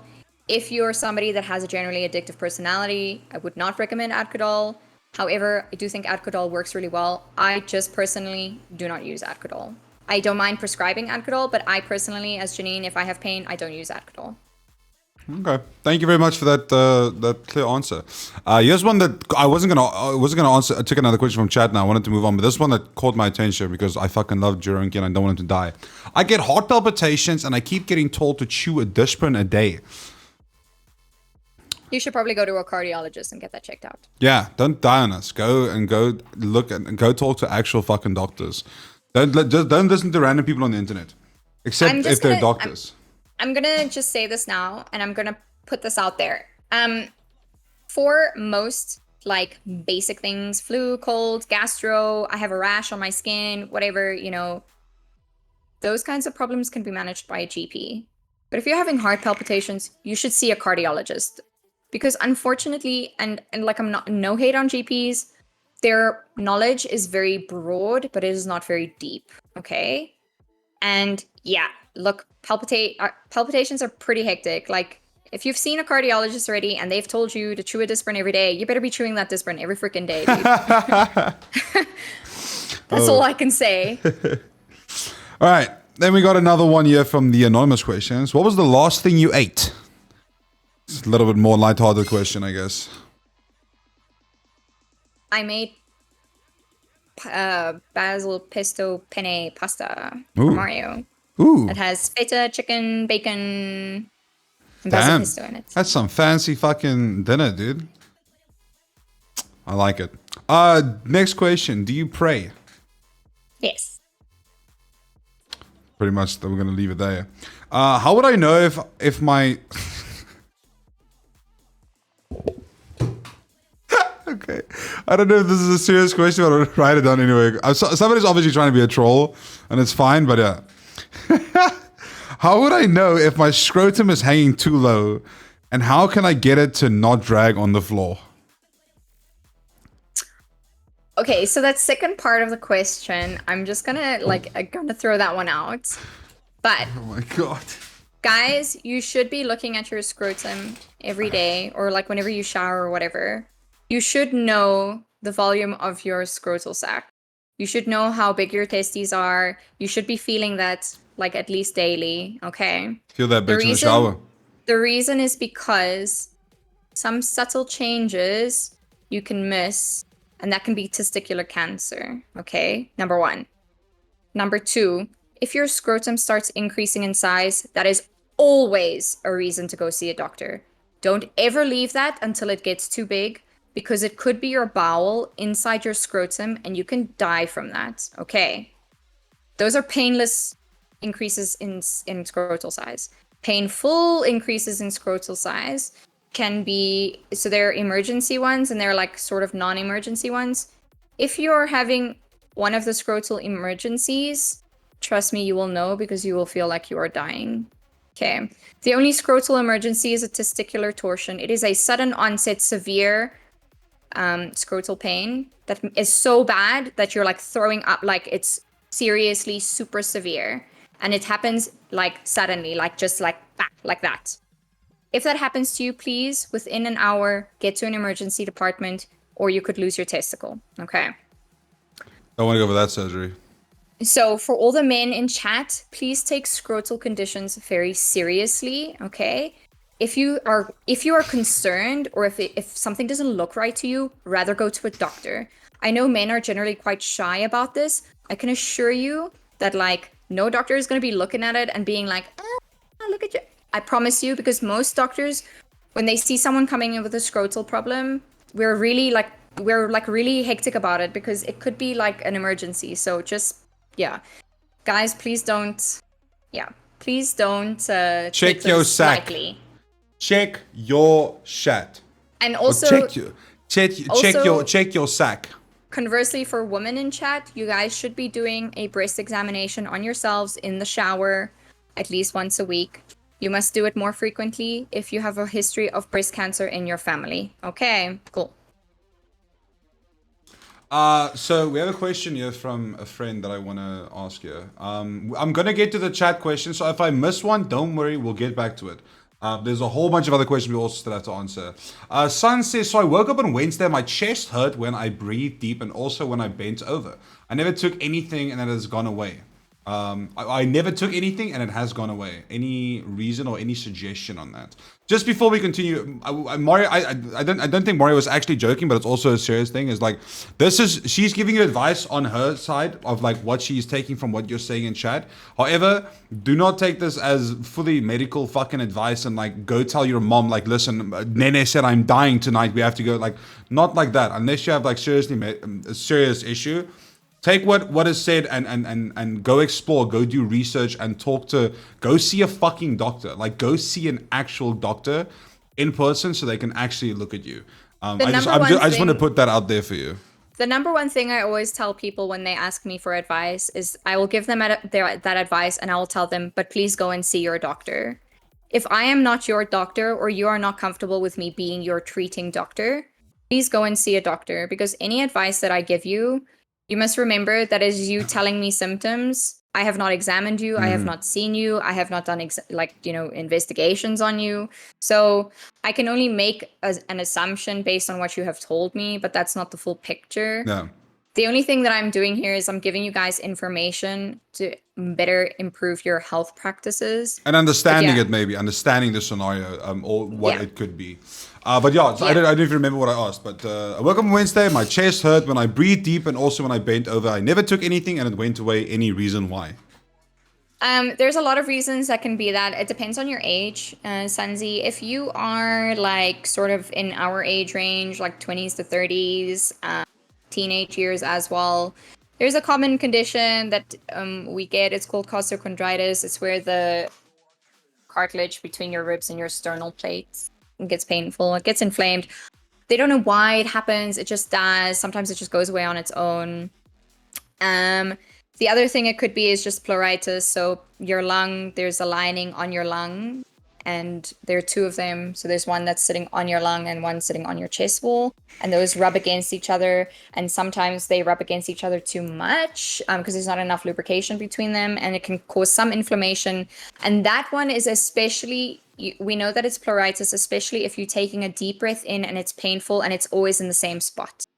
Usually those go away without you doing anything. So it could be something, it could be nothing. If it's bad, go to the doctor. Next anonymous question. Sorry, no, go ahead. I mean, look, I'm just going to say, like, if it went away, I wouldn't don't let it bother you. It's like, whatever. I mean, people get chest pain. I mean, I get chest pain, like really sore chest pain. And, I just ignore it because I know I don't have health conditions. I know I don't have high blood pressure. I know I don't have lung conditions. So, like, to me, I just ignore it because sometimes your body just does that. And it's like, I swear it's your body's way of just triggering all the people that have anxiety. So it just makes real. People who have anxiety worry. Yeah. So if it doesn't happen again, I would say don't really worry about it. If it goes away without you doing anything, don't worry about it.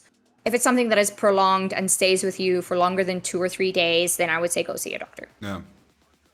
Next anonymous question. Most awkward encounter in the ER? In the ER?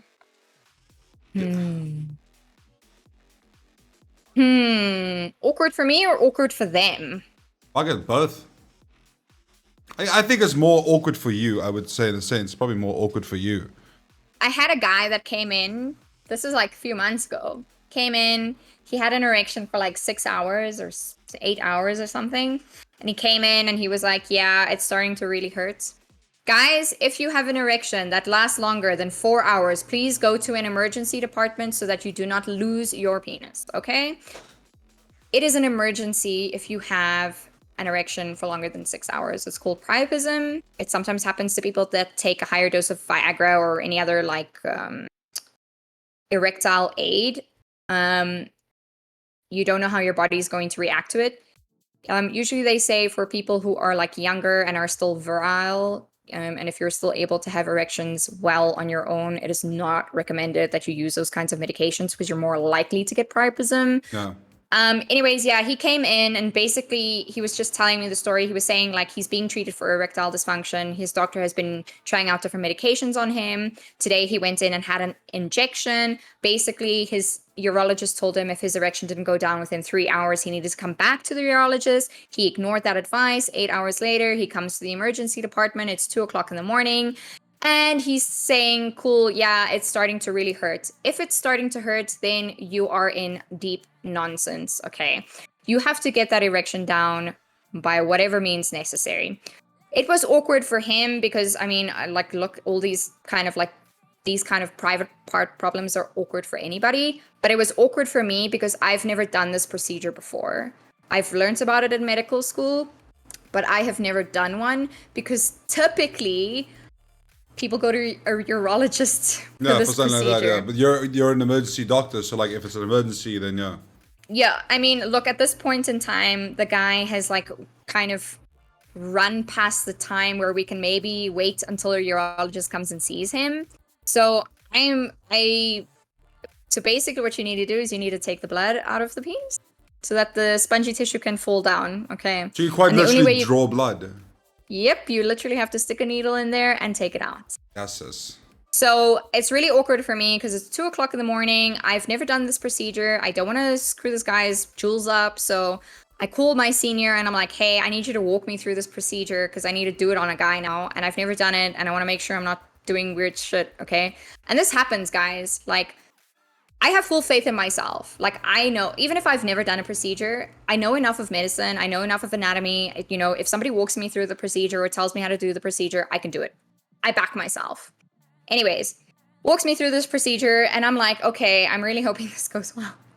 This goes well because it's 2:00 in the morning and I'll feel really bad if I mess this up. Anyways, long story short, I stuck a couple needles in this dude's junk. I mean, it ended up working. He went home. He saw his urologist the next day. His penis was safe for another day. Cool. Awesome.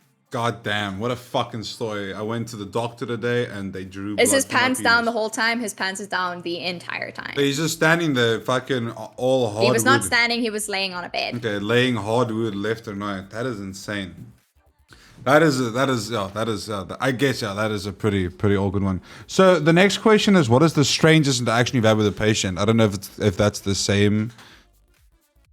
It probably falls in the same Yeah, it's category. the same. Yeah, I think it's the same category, so we're going to skip over that one. What did you eat for breakfast today? Today, I'm going to show you guys this picture. I'm going to send it to Henrico. Can I send it to you on Discord, Henrico? I'm actually really proud of this breakfast. I mean, you can. Yeah, okay. Yeah, okay. I think I can do it. Yeah, sure. Send it to me. So no, because I'm like thinking how I'm going to change the scenes without breaking anything. Do you want me to show it on my phone like I've been doing? It's fine. Just send it to me. I'll make it work real quick. I'll make it work. Okay. I'll make it work real quick. This morning, guys, I had an omelet with 3 eggs, bacon, chicken, avo, ooh, yes, sis. tomatoes, That looks and some fucking grapes. delicious. That's what I had for breakfast. That looks delicious, dude. That avo is making me kind of feel something right now, dude. Dude, I want to have some avo so bad, but I haven't had it since I've had my gallbladder attack, so I don't know if it'll fuck me up, dude. God, I want that inside of me, and I want to sew my ass shut. That looks delicious. 10 out of 10 breakfast. 10 out of 10 breakfast. Thanks. 10 out of 10 breakfast. I like it. I like it. I like it. Gotta get those gains. What is the strangest case you've worked on? I guess this is kind of the same as you know. Guys, cauliflower penis is the most strangest case. Look, long story Please short, tell us what a cauliflower penis is and what happened. Look, it's not the medical term for it. That's just what I call it because it looked like I had a cauliflower. If any of you guys know, I'm not talking about one little tree of cauliflower. I'm talking about a whole head of cauliflower. Yeah, basically, look, this guy, one day woke up and he had like a little, like a wound on the tip of his penis. He ignored it. He was kind of like, I really hope it's not HIV and AIDS. Just ignored it and hoped that it would go away. Surprise, it didn't. It just got worse and worse and worse and worse and worse. It ended up being penile cancer that had spread all the way down his penis, and basically his penis was no longer a penis, it was a head of cauliflower. Yeah, so basically, yeah. Is that pretty much the cancer growth taking that form, essentially, like just growing and growing? Yeah. Wow. How do you treat, like, I'm not trying to ask to be funny, but do you just cut it off. Okay, so you quite literally just cut it off.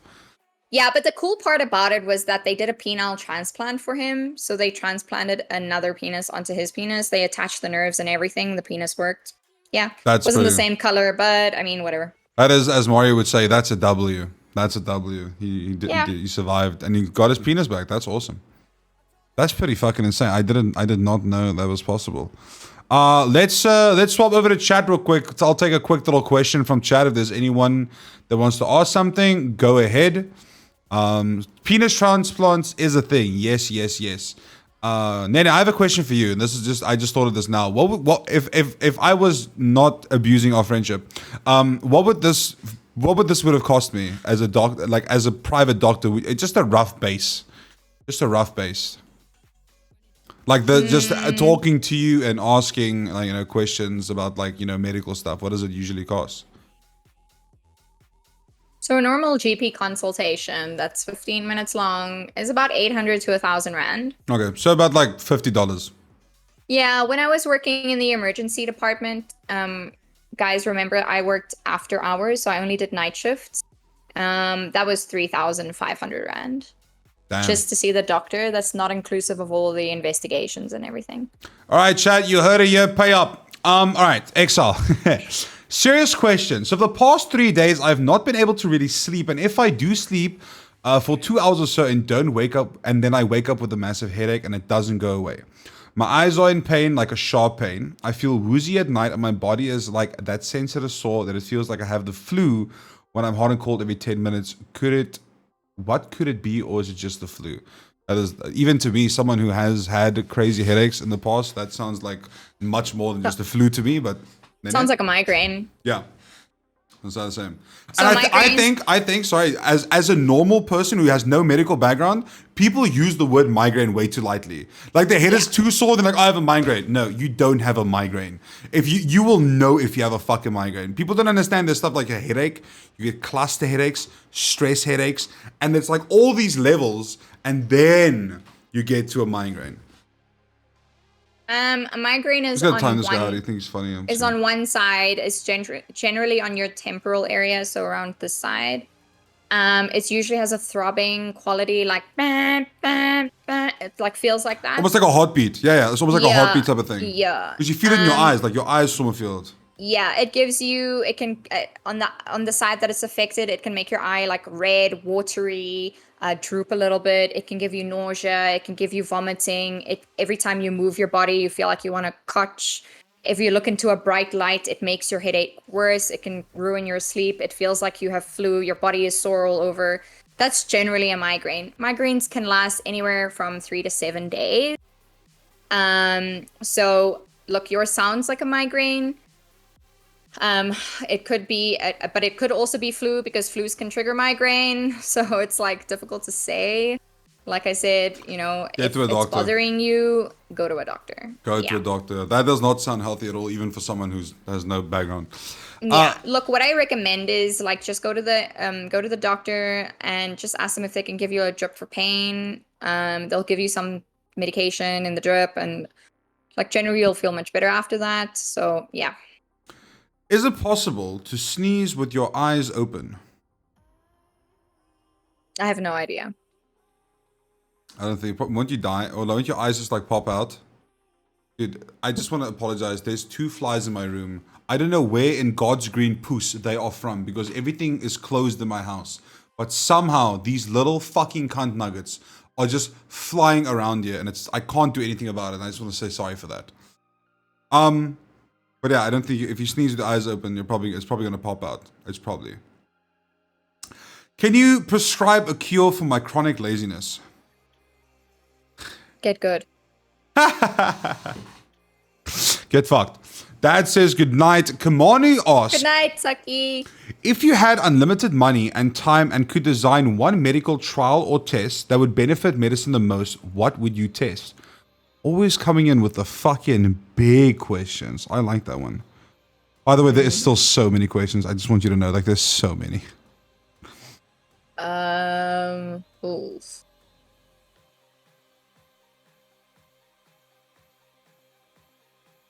Can I be like spicy here and say I wish we could find the gene that makes people like stupid or gives people crap qualities, like makes them violent or abusive? If we could test for that shit and get rid of those people. Would you say that's more mental, like a brain study? Okay, I don't know. That was just me being like, I don't know, I hate people and stuff. Doctor, by the way. Kimano, I want to say that I haven't really given it that much thought. I mean, once upon a time when I was really young, I really wanted to be a neurosurgeon / neurologist, and I really wanted to create the cure for Alzheimer's or whatever. But look, personally, there are so many things that affect so many people in so many different ways. I feel like there's just, yeah. We don't know enough about the human body, about the brain, about how things work, about genetic sequences. Yeah. If I had all the money in the world, I don't know where I would start. Probably cancer. Please do continue with questions in chat. I got some doom and I just want to kill these motherfuckers real quick. So please just do that real quick. Okay, sure. Let me just see here in chat. Sorry, guys. Who's the coolest / your favorite patient you've ever treated? I have so many. I have so many patients that mean a lot to me or like have meant a lot to me over the years. It's generally patients that I've treated for a long period of time. I don't know. I can't name one patient that was like, this was the one patient that was like my favorite patient. I wish I could say every patient is my favorite patient, but unfortunately the world is not like that. But I've had a lot. I've had a lot of patients that have been fantastic, that I absolutely loved, that they were such a joy to work for, you know, and to treat, and yeah. I just paused. Okay, I just want to turn the cameras on again, and it freezes your camera the moment that happens. So I just don't want you to say something and then they can't hear you. Right, yeah, they're frozen. Apologies for that. Sure. I just want to get rid of these fucking flies, and they're still around. I am HenricoM now. Yeah, you were HenricoM there for a moment. There you go. There's one from Twisty, if you want to read and answer that one. I got hit with hockey stick in the face, and my face was cut open to the cheekbone. If there is a bright light or something as close to my face, I get a bad throbbing pain. Is it trauma or a medical issue? That is a very difficult question to answer. I'm not sure. It could just be so. Generally, scar tissue or any scar can pain for the rest of your life. It's not like that for everybody, but you can sometimes get phantom pain on your scar, or your scar line can pain, or where you have your stitches and stuff, it can be painful. And I find that people find it, especially in the winter months, their scars are generally more painful, or places where they've had operations are generally more painful. Twisty, I don't know. I'm sorry. I don't know how to answer that question. I don't have the answer for everything, guys. I'm sorry. Another anonymous question. Are there any medical benefits to binge watching Netflix? No. I would have fucking hoped that there was that one, dude. Can you tell me a scientific reason why my mother-in-law's voice irritates me so much? You could have misophonia, which is where certain sounds trigger the part in your brain that is responsible for anger responses. You should look it up. That's a thing? Yeah. Damn. That's insane. Okay. Yeah. So when people like, you know, whoop, or when they click their pins, you hate that. Or like when they chew really loudly, or when they breathe really loudly, it doesn't annoy me. It like makes me angry. I can't explain it to you guys, but I get like I want to kill them. Like I actually want to I want to beat them up. Like, and I'm not a violent person, but like those noises like really make me lose it. And you can ask Mario. Mario fidgets quite a lot. And when he fidgets, sometimes it like the sound of him fidgeting like triggers me. So I ask him like to please stop. And then if he keeps doing it, then I'm like, I told you to stop. I wanna get you, man. Yeah, so it's called misophonia. If you guys want to read up on it, there's not a lot of studies on it. Who knows if it's even a real thing, but yeah, whatever. Here's an interesting one. What do you think about the genetic modifications they did on mosquitoes that caused offspring to always be male that will eventually wipe out the mosquito population in the malaria areas? And if they have done it on mosquitoes, do you think some Elon Musk corporation secretly spreads it in vaccines to humans? Dude, what? Put on your fucking tinfoil hats, motherfuckers. We're going down to the conspiracy fucking theories. Jesus Christ. Okay. So, I do think that COVID came from a lab somewhere and was some government ploy. But do not quote me on this, guys. That is just my personal opinion on it. It just came out of nowhere. It seemed a little bit sus. I don't know. I mean, why for the last 1,000 years has coronavirus not really done anything to us? It's not really one of those like bugs that mutate very often. I mean, I'm just saying, look at the facts. Anyways, genetic modifications on mosquitoes. So I think that genetic modification is not ethical, even if it's on mosquitoes, because generally you are choosing what genetic material you want to create a good outcome. The problem with like affecting whole ecosystems or whole species is that you guys don't understand all bugs, all animals, all everything is very important for a fragile ecosystem balance. There is a reason why these things exist. Like, I'm sure you guys know about the bees and how important the bees are for pollination and, you know, like propagation of like plants and stuff. So yeah, I don't agree with genetic modification. I especially don't agree with genetic modification on humans. It is currently a contentious topic in ethics discussions. There is a specific type of in vitro fertilization, which they can do now, where you choose a specific genetic material that you want your child to have. Definitely don't agree with that. Holy fuck. And we can bet into that with the next one, which is your opinion on Neuralink. I mean, I have absolutely not a cooking clue what Neuralink is. So Neuralink is, yeah, so pretty much it's one of Elon Musk's inventions where they pretty much install something into your brain and they can fix certain issues. Like they can, well, they say they can eventually, they'll be able to like cure blindness, people who've never been able to walk before, stuff like that. Obviously, I'm giving a very vague description here. There's a lot more to it, but okay, I think it's a cool idea. As someone who's not medical, I think it's a cool idea, and I think it would be very beneficial to people if it ever comes to a point where, yeah. Okay, so Argon, I'm gonna ask you to put a pin in that question, and the next time I do a podcast with Henrico, ask me about it again. I will research about this a little bit. I don't have an opinion on it because I don't know about it. So I don't usually give opinions on things that I have no information about or have not done research about. So yeah, I've literally not even heard of Neuralink up until today. So it's very cool, actually. It's like interesting to read about it, a little bit about it. Have you ever amputated a limb or body part? Yes, I have a photo if you guys want to see. No, I'm gonna get banned. No. What is the process in that? Okay, so in my mind, quite literally what you're doing is you're cutting off, let's say we're cutting off my leg. You're literally cutting it off. I'm guessing there's like a preset place where it has to be. But now in my mind, if you cut straight through a piece of meat, there's obviously a bunch of blood vessels, there's tissue. Do you guys literally just put a band-aid on it, or how does it, like, how do you decide where? How do you decide when? How do you decide how what? Okay, so there are like 3 or 4 kinds of amputations that you can do. There's a ray amputation, which is where you amputate a toe. I can't remember what the ankle one is called, but I'm pretty sure there's a name for it. It's where you, so a ray amputation is just the forefoot or like 1 or 2 toes up until the forefoot, so where you cut off half of the foot. That's a ray amputation, if I remember correctly. I could be mistaken, guys. I'm not a surgeon. I'm just going to point that out there. Then there's one where you can do it at the ankle, and then typically your most common amputations are a below knee amputation and an above knee amputation, and they're literally, as the name suggests, just below the knee, just above the knee, and then you can do it all the way up to the hip. When you decide to do an amputation, it's typically in people who have necrotic tissue on the leg, so the tissue is dead and it will continue to spread unless you cut it off. Generally, the doctors are quite hectic about where they cut, so you can have necrotic tissue up until like half of your foot, including your heel. They will do a below knee amputation. They'll cut everything off. Sounds like you're saying Poloni, and I'm seeing Chad is also noticing it.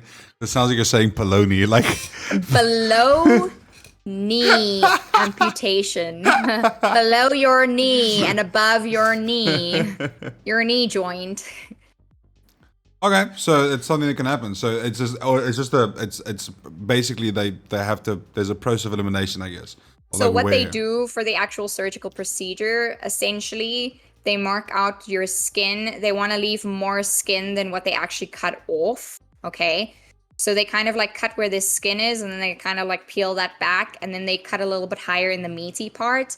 And then you cut all the way through, and then you use a limb saw to cut through the bone. And then once you're done, you will close off all the things, the bone, because bones also bleed, your bones, your blood vessels, your nerves, all of that kind of stuff. And then you will fold the skin over so that it leaves a nice little stump. And the what you call it, the scar is like generally on the front bottom part of the, if you think about, this is the bottom of your stump, right?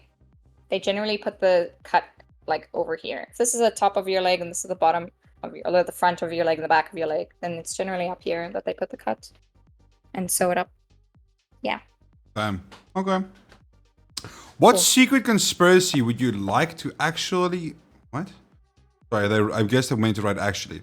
What secret conspiracy would you like to actually see come out as true? Michael Jackson living in Area 51. Oh my god.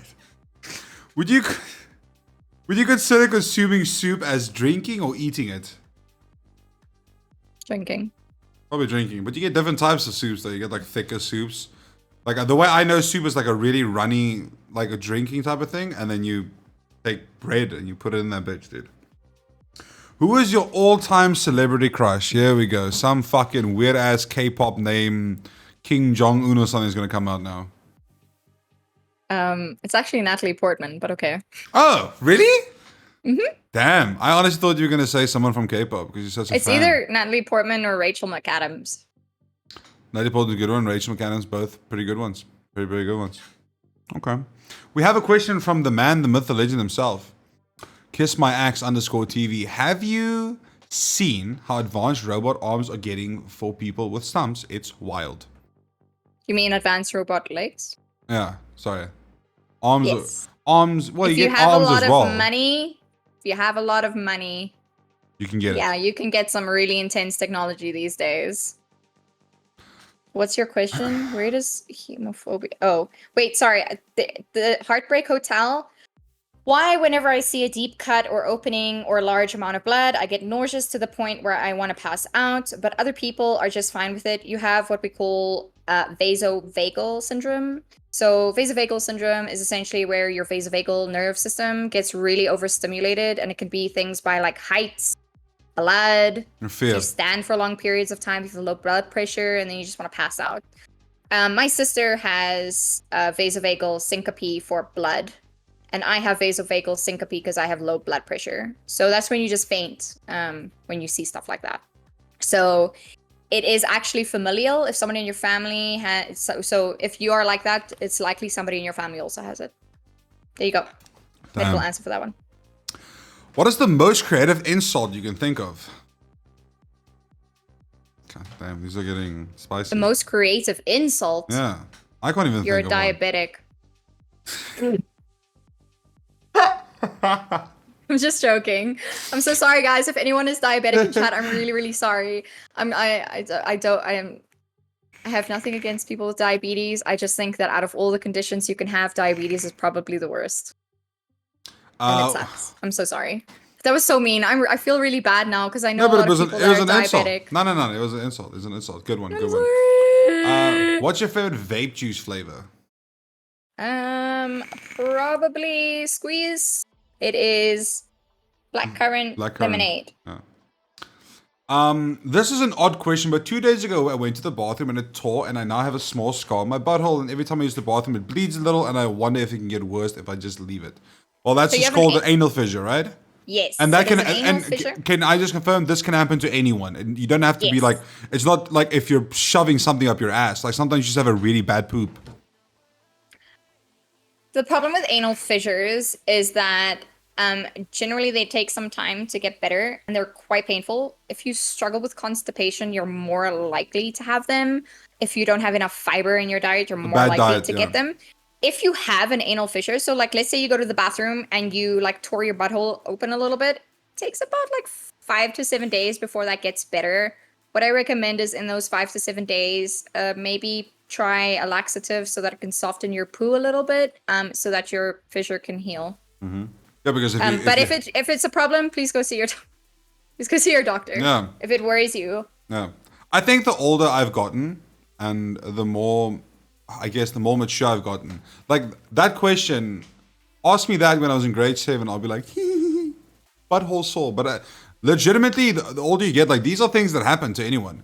And it's like, you should actually just, if it bothers you, if it gets bad, just go see a doctor. Like, really, go see a doctor. Can you get an anal fissure from anal? Yes. Yes. Especially if you do not use a lot of lube.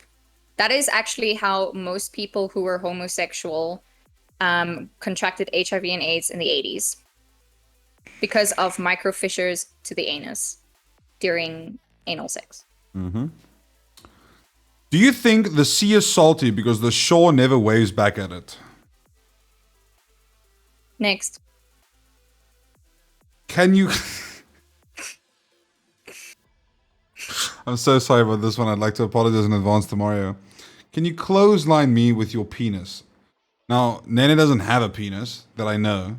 She probably has fake ones, but I don't think she has a penis. So I don't know if you want to answer that.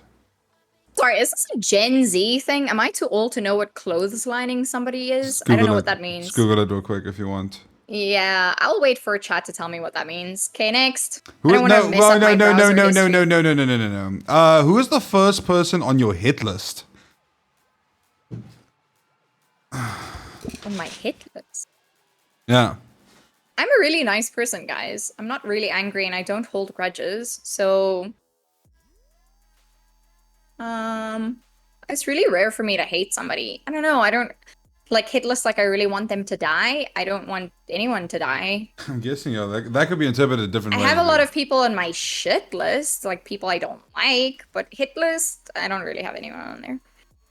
Have you ever been in a secret relationship? What is a secret relationship? I've Mario hidden pretty just much said almost. Mario just said copium to your answer. My answer about what? Like you don't have anyone on your hit list, and he just said copium. Oh my god. Have you ever been in a secret relationship? I mean, most of my like younger relationships I hid from my parents. Does that count as a secret relationship? Yeah, I mean, sure. I guess. Yeah, I guess. Yeah. Okay. This Then is an yeah. actual serious question. I had a family member whose entire butthole fell out. Wait, that's not a question. This is a story. Entire butthole fell out. That's how it was explained to me, and I was told you only get a certain amount of butthole squeeze in your life before it breaks. Is it a muscle I should exercise? I've never That's heard just of that. That's just called rectal prolapse. It does happen. There isn't really. It's not like a woman's pelvic floor where you can do like Kegel exercises. It's not really like that. My only really suggestion for those kinds of things is try not to stick stuff in your bum that's a bit too big. What is the one relationship you regret ever having? What did you? This must be from your side of the family, bro. I dated a guy who was studying law, and he was extremely abusive, but not in a physical way. He was abusive in like a way that I didn't realize, and he like isolated me from my friends and my family, and he set up all these like crazy ass rules, like I have to check your phone messages, and the one weekend he took my phone away from me and like read my messages, and he chose who I could be friends with, and he told me I couldn't be friends with my friends because I mostly have guy friends.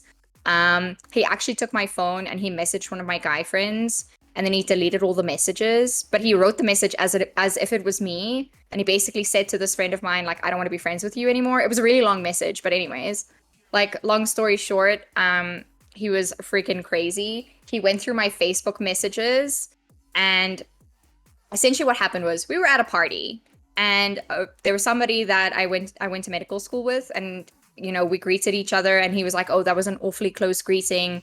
Was there something between you guys? And I mean, I didn't want to like ruin the evening because he was the type of person that if I were to say yes, he'd be like, oh, you know, he was one of those people where I wasn't allowed to have previous relationships or previous anythings or, done anything previously. And so basically, I just, to save the peace, I said no, which in retrospect, look, I shouldn't have lied to him. But there was nothing going on between me and this guy for like 2 years now already. Anyways, he had all of my passwords and stuff because he, like, I don't know, manipulated me into a point of giving them to him. And I was very naive and stupid here. Anyways, went through my Facebook messages, especially went through the ones with this guy and seen that there had been something between us. But that was like in my first year of mid school, and like I was dating this guy in my third year of mid school.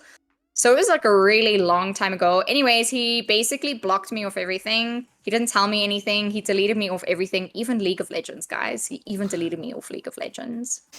And I had no idea what I had done wrong. Nobody told me anything. And I got so, like, I had so much anxiety because this guy had, like, basically, like, ruled my life. He took away all of my relationships, like, all of my friendships and stuff, that I had no one except him. And basically, I was so sick. I was, like, vomiting from the anxiety. Like, seriously, I was, like, physically sick, guys. That it got so bad that my mom messaged him and told him that he needs to come to our house and he needs to say his piece and be done with it so that I can have closure. Yeah. Anyways, he showed up at my house in the middle of the night and basically aired all of my dirty laundry in front of my mother. From all the messages he's read. In front of my mom, guys. My mom is a very God-fearing woman. What a petty person, though. Yeah, I mean, look, it's like, I think she had already known, but it's like just the way in which he had done it. And like at the end of it all, oh, by the way, this is probably like my lowest moment. For those of you guys who know me, I'm a pretty confident person.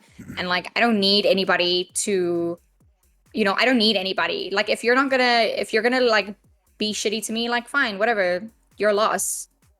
I was groveling at this guy's feet not to break up with me. That is how much he had like abused me to the point where I was like entirely dependent on him. Anyways, basically, long story short, at the end of it all, he told me, you need Jesus. My mom kicked him out of our house. I got over that really quickly because a friend of mine gave me some really good advice. And I lived with that advice to this day. And he said to me, he was like, don't confuse a soulmate for a life lesson. Ooh. And that really stuck with me because I then retrospectively looked at it like, yeah, I was sad about it, but like, what did I learn from that relationship? I learned a lot about myself. Holy shit. And I didn't actually know that this guy was abusing me until I sat in a woman's health lecture about domestic violence, and they were pointing out all of the signs of like abuse. And he ticked like every box probably. Yeah, I couldn't even go to my own church, bro. I had to go to his church. Just by the way. Also, my favorite thing that he ever said to me, his dad had like abandoned the family when he was younger, and I don't know, whatever. And he really hates his dad, or like has a lot of anger towards his father. We were sitting in the car one time, and out of nowhere, he was just like, "You're just like my father." I was like, "What the hell, bro?" Anyways, yeah. Yikes. So long story short, that was probably, look, I wouldn't say regret is the word. I learned a lot about myself in that relationship, so I don't regret that the relationship happened. I'm really happy that I'm actually really happy that it happened, because it opened my eyes to a lot of like subtle red flags.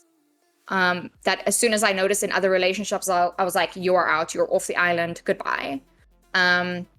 So yeah, it also taught me a really important life that saying that my friend gave to me, like, that has really helped me with like getting over heartbreak and stuff like that. Get fucked, heartbreak. He's in chat. I'm joking. So we got one of this is from Trix. I don't know if this is a question or a story, but I'm gonna read it anyway. So let me tell you about what happened to me. I was perfectly healthy from 2021 June after getting the vaccine. I then got COVID after 10 days of my 14-day quarantine. Wait, I then got COVID. You need to pronunciation, my guy. After 10 days of my 14-day quarantine, I started to have fits and was taken to the hospital by my father, which resulted in me being hospitalized for 3 months, and now I'm diagnosed with epilepsy. They did 6 scans. Months later, the doctor said the scans look almost identical, and I can't understand why I am now epileptic. Would you say COVID just triggered something? Look, dude, I've seen COVID do some really weird stuff, and Punctuation. Sorry, not es- pronunciation. Sorry, punctuation. Sorry, that's gonna bother me. Punctuation. Sorry. I've seen COVID do some really hectic stuff, and this is before they even rolled out any of the vaccines. Look, 2020 was a really hectic year, guys. And yeah, I don't know. I can't answer that question for you. I don't know why you have epilepsy now. But it could just be one of the things that unfortunately COVID has brought upon you. It could be because of COVID. It could not be because of COVID. It could just be because you had a genetic predisposition to it, or you were destined to have epilepsy. I don't know. I can't answer that question for you. I'm really sorry. I'm really sorry that you have epilepsy. Please make sure you take your medication. Once you're seizure free for 1 year, you can get your driver's license back. Go to a doctor. Or maybe it's 2 years. I think it's 2 years. All right, next question. Long and thin or short and stumpy? That's literally all it says, by the way. Long and stumpy? Ooh. Long and thick? Damn. All right, dude. What is the first thing you wash in the shower? Mine is always, literally, mine is hair. I get in the shower. It's always my hair. Yeah, I do hair. Then I drench my body in, what's it called? Body shower gel soap stuff. Then I apply it everywhere, every crack and angle. Wash your fucking feet, wash your ass. And then I take the water, push it away from me so that it like soak everywhere. And then I brush my teeth and then I wash everything off. My routine is I get into the shower, I lather my hair with shampoo. While my hair is lathered with the shampoo, I lather my face with face wash, and then I wash that all off.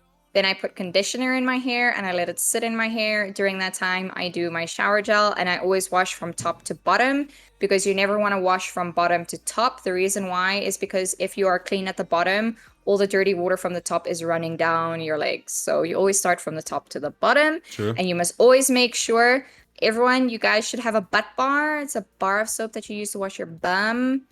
Or if you're okay with your loofah touching your butt and then touching other parts of your body, that's also fine. But I'm the only one that uses it, so. Please make sure you get into all of your folds and all of your cracks to make sure that you clean out all of your cheeses and stuff. Especially if you're a big person, like no disrespect, no hate. I'm a fat dude as well. I have now, especially I have some loose skin and shit. So there's some new flaps. I fucking get in there because that shit, you sweat, it fucking stinks. People, yeah, just clean yourself. Just wash yourself.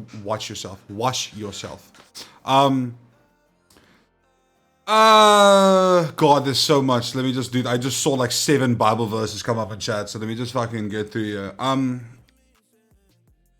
Okay, that's not a question. That's just a quick little statement. That's not a question either. Okay, we'll get back to them in a bit. Okay. Have you recreated the famous Titanic hold at the front of a cruise liner? No, because it's actually very dangerous, and the bow of the ship is actually cordoned off quite hectically. Yeah, you can't technically go to the front of a cruise ship, right? Unless you're staff. Yes. Or like I have been to the front of the cruise ship, but there's like a giant flag in front of our one. Oh, so okay. Yeah. I have a picture in the front of the bow, but it's not exactly in the front of the bow. But yeah, it's very dangerous, guys. If you're ever on a cruise ship, please don't do it. Okay. How much extra money would you pay for something that made putting on sterile gloves less obnoxious? I don't mind putting on sterile gloves. Oh, okay. It's actually really nice to put on sterile gloves. But yeah. Worst thing and best thing about being a medical staff on a ship? Worst thing is working every single day for the entire time you're on the ship. You don't get a single off day. Well, this is just for medical staff, guys. I don't know about the other departments in the ship. Some of them get days off, some of them don't. Yeah, so I was on the ship for 4 months, so 124 days. I worked every single day for 124 days. The best thing is getting to go out in port and exploring new places. Seeing new areas. Okay. Oh, no, actually the worst thing about being on a cruise ship is not being with Mario or my dogs. Fair enough. But that's like a given. If we're talking about like specifically just like cruise ship stuff, yeah, it's like the working hours. I mean, the hours in the day are not that many, but it's the fact that you work every single day and you don't realize how exhausting that gets until you're at the end of your contract and you're like, wow, my body is done. You get pretty tired if you do the same thing every day. Especially if because I mean you're on your feet all day. It's not like you're like you can only if you have patients coming in the entire time, you're on your feet the entire time. I have phlegm in my chest from a post sinus infection. How do I clear it? Chest physio. See your doctor. Chest physio. You can ask someone. You can Google or you can YouTube how to do chest physio and ask someone to do it for you. That does help. You can get a neb. You can go see your doctor. Nebulizers are part true. Should you get your moles burnt off? Now, before you answer this question, so I have moles, but I don't have any moles that stand out. Is there a difference between a mole that's like, because you get like the normal spots, like everyone has a spot, you know, like a bunch of spots somewhere, unless you're really fucking blessed. But then you get the ones that are physically like a bump, you know? Are there a difference in them, or is it technically the same thing? It's technically the same thing.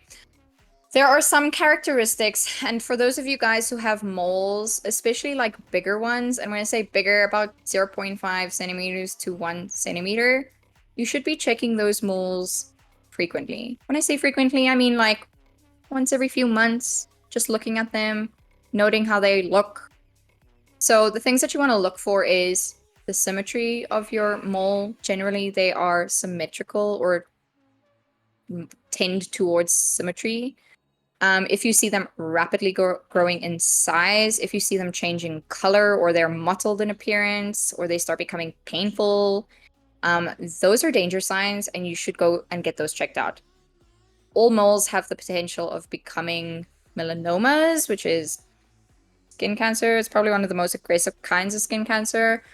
Generally, typically, once they have seen, or once you go and you get diagnosed with melanoma, it's already too late. So please make sure that you do check your moles. If you see any changes in your moles, the doctor will recommend that they cut the mole out and check it for cancer. Okay. So yeah, check your moles, guys. I wouldn't say go and get all your moles cut out. I think that's unnecessary because most of them are like benign and don't do anything and will never change and will never grow. Some moles can grow in size. That is fine as long as it is a slow growth over time. Okay. Well, there you go. Heartbreak. We're not going to look at your mole. I'm sorry. Do you like your Easter eggs to be plastic and filled with small candies, or to be real hard-boiled eggs that you can actually peel and eat later? What the fuck?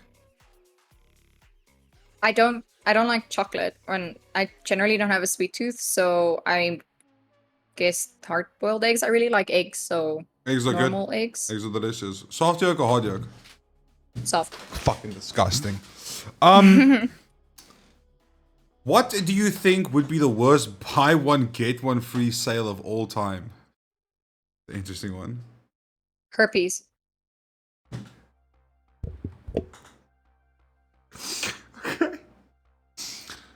What's your secret talent? Mario? What's my secret talent?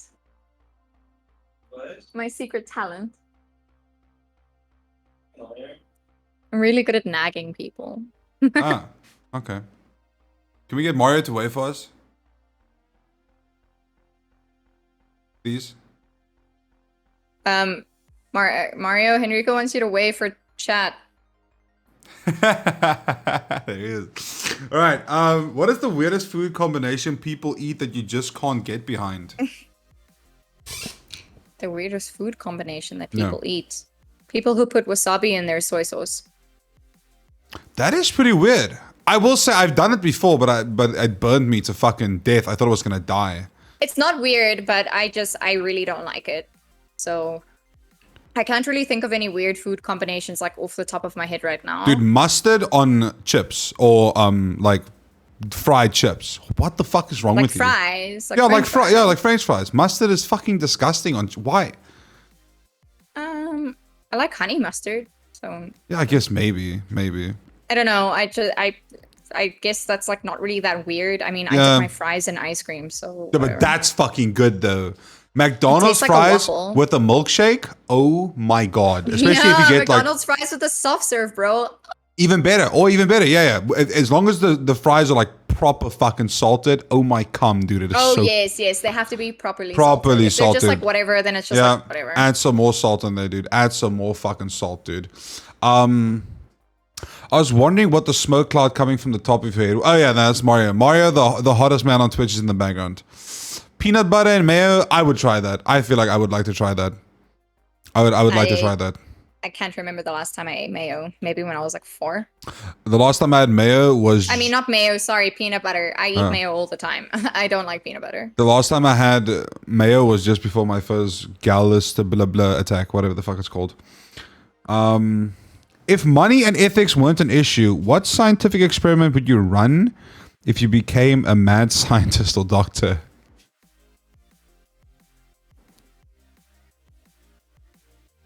Again, taking out people's brains to see if there's a genetic component that links people to like stupidity and like just generally negative human traits. And that'll be all within the brain, right? Like I don't think there's anything, because everything gets formed in there. Yeah. Can you... They have done studies, and people who are like aggressive, like violent people, their brains look different. But I also think, or I would assume, and please correct me if I'm wrong, the way you're raised has a very big impact on how your brain forms, right? Because if I get abused every single day growing up, right, there's a more increased chance of me an adult, I will be abusive towards other people. Right? Yeah, so if there was a whole bunch of money and there was no ethics involved, I would do nature versus nurture studies, yes. Okay, there you go. Which is what you're talking about, essentially. Okay, serious question. I was placed on Serdip for 3 years, but for 2 years now I've been on Lorien and Epitech. What does that mean? I don't even know what that means. Can you find the generic names for your medication? For all people in chat, if you are on any medication and you only know the trade name of your medication, you make it extremely difficult for doctors, and y'all make us look stupid. Because you know how many companies make the medication and name it different stuff? So many of them. So please take the effort to learn the trade name of your medication, so that when you go to the doctor, you don't say, "Hi, I take Panado." You say, "Hi, I take paracetamol." Ah, okay. Thank you. Okay. Because I know what Serdep is. I don't know what the rest of your I think Epitech is like Epilum or something, but I'm not sure. Yeah, because those are trade names I've never heard of. I'm sure I know what the generic, I'm sure I know what the generic name is, but the trade name means nothing to me. There's so many different companies that make the same medication. Do you play League on the cruise ship? And if so, how? No, I do not play League on the cruise ship because League of Legends accounts are bound to the region that you play in. Oh. And I just sailed in Australia and New Zealand. I do not have an Oceania account. I have an EU West account. Okay, so here's Heartbreak's fucking full Bible verse. Not really a question, but more so a statement. That one day I was fine, the next morning I woke up with the biggest headache and body sore. I went to the doctor and he told me I had a COVID pneumonia and sent me to the hospital. I was never on oxygen, but I spent a week in the hospital. After I got out, I had a different symptom for each week. Week 1, I had an immense back pain where I couldn't sit or lay down, so I didn't sleep at all. Week 2, I had a very bad stomach. I was constantly on the toilet for a whole week. Did the medicine in the hospital have an effect on the symptoms after I got out, or was this COVID just doing its thing again? Difficult to say. It could be both. Okay. I mean, yeah, but it's the same as earlier. Like someone also had COVID and then something happened with them, and now it's like a part of their life. So yeah, it could be that, but I think probably more investigation is done, dude. All right, next one on the anonymous questions. The app is closed. Let me just open it. Can you perform gender transition surgery? No. Because you're not a surgeon. Correct. But if you were a surgeon, yes, I think any doctor can. Is that like, okay? No, only plastic surgeons who are trained in gender reassignment surgery can do it. It is a very difficult procedure to learn. It takes a lot of time. You have to be a really skilled plastic surgeon for it to look real. Okay, so if you go and you decide which way you want to go into medics, right, or like what kind of doctor you want to be, if you decide to be a surgeon, you don't just do surgery on the whole body, right? Like there's obviously different focuses, like maybe arm surgery or intestine surgery or like heart surgery. Is that a decision you have to make, or do you start as an overall And then No. So how it works is you do your internship, you do your community service, maybe you work 1 or 2 years after that, and then you get a post in whichever field of surgery you want to specialize in. So there's general surgery, plastic surgery, orthopedic surgery, and then all those other weird ones like ENT and all of that other stuff. Like, so you decide what surgery you want to do, and then you specialize in that surgery. So you don't just do all surgeries. You do a specific one, and then that's what you're going to do. So if you start specializing, you specialize in the surgical field that you want to specialize in. okay, and you get to make the decision, right? Like you know, it's not like forced upon doctors. There are certain posts that are more prominent. There are more posts for general surgery and less posts for things like plastics and whatever. So whether it's forced upon people, yeah, I mean, it's like maybe you wanted to be a plastic surgeon, but you couldn't get a post, so you just went for general surgery. Okay. You know what I mean? What soap do you dislike the most and why? Mine is any bar soap. Bar soap is so fucking 1901s, dude. Just get proper body wash or something. I don't have any soap that I dislike. Not that I don't like the smell of ocean scent soaps. So if it like smells like the ocean or sea breeze or whatever, those kind of scents, I hate those. So yeah. The correct answer is antibacterial soap. It's a shitty and it's a scam. There you go. I have a mole that is about 0.5 centimeter and it's also loose. Many times I've accidentally tore to the point where it always comes off. Is it best to just take them off or should I leave it? Yeah, if it's getting caught on your clothing and stuff, I would probably just take it off. Are you sure it's not a skin tag? Yeah. Could be a skin tag. I don't know. That seems kind of painful. But anyways, yeah, that sounds horrible. Probably just have it burnt off so that it just doesn't irritate you like that. I don't know. Yeah. Well, there you go. But it's whatever though. Like, doesn't matter if you leave it and have it tear off every 5 minutes if you're okay with that.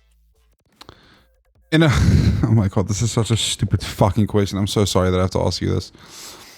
In a world of dinosaurs and dragons, which one of HenricoM's knees would you lick? Neither. Next. So fucking weird, dude. Next one. I need. Okay, let's. I will read this one in a second. Is it true that Lifebuoy soap washes AIDS away? No. Nothing washes AIDS away. Miyagi is so weird. I need a professional medical advice. Whenever I please go see your doctor. Yeah. Okay, no, I'm just joking. Read it to me. This is another stupid question. It's about me having a small penis. I'm just not gonna read it. Who are you trying to get with? Mario. So fucking stupid, dude. Imagine having the opportunity to ask an actual doctor actual questions, and this is what you ask. Spill the tea on your first kiss. And that was actually the first question we had as well. She already told the story. Go to the start of the pod. And the last question, actually. When was the last time you cried?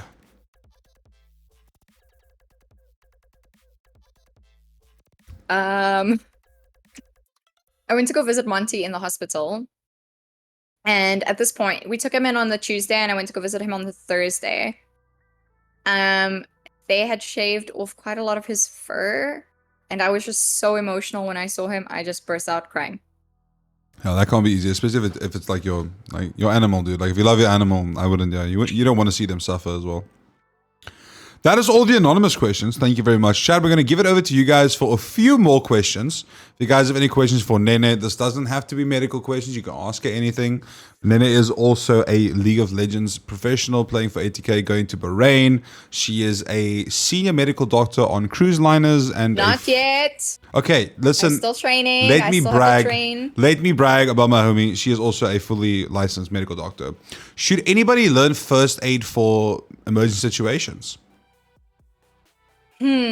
I think first aid is good to have. I think it is completely useless in an emergency situation, but it does help you to stay a little bit more calm so that you can think about what to do in emergency situations.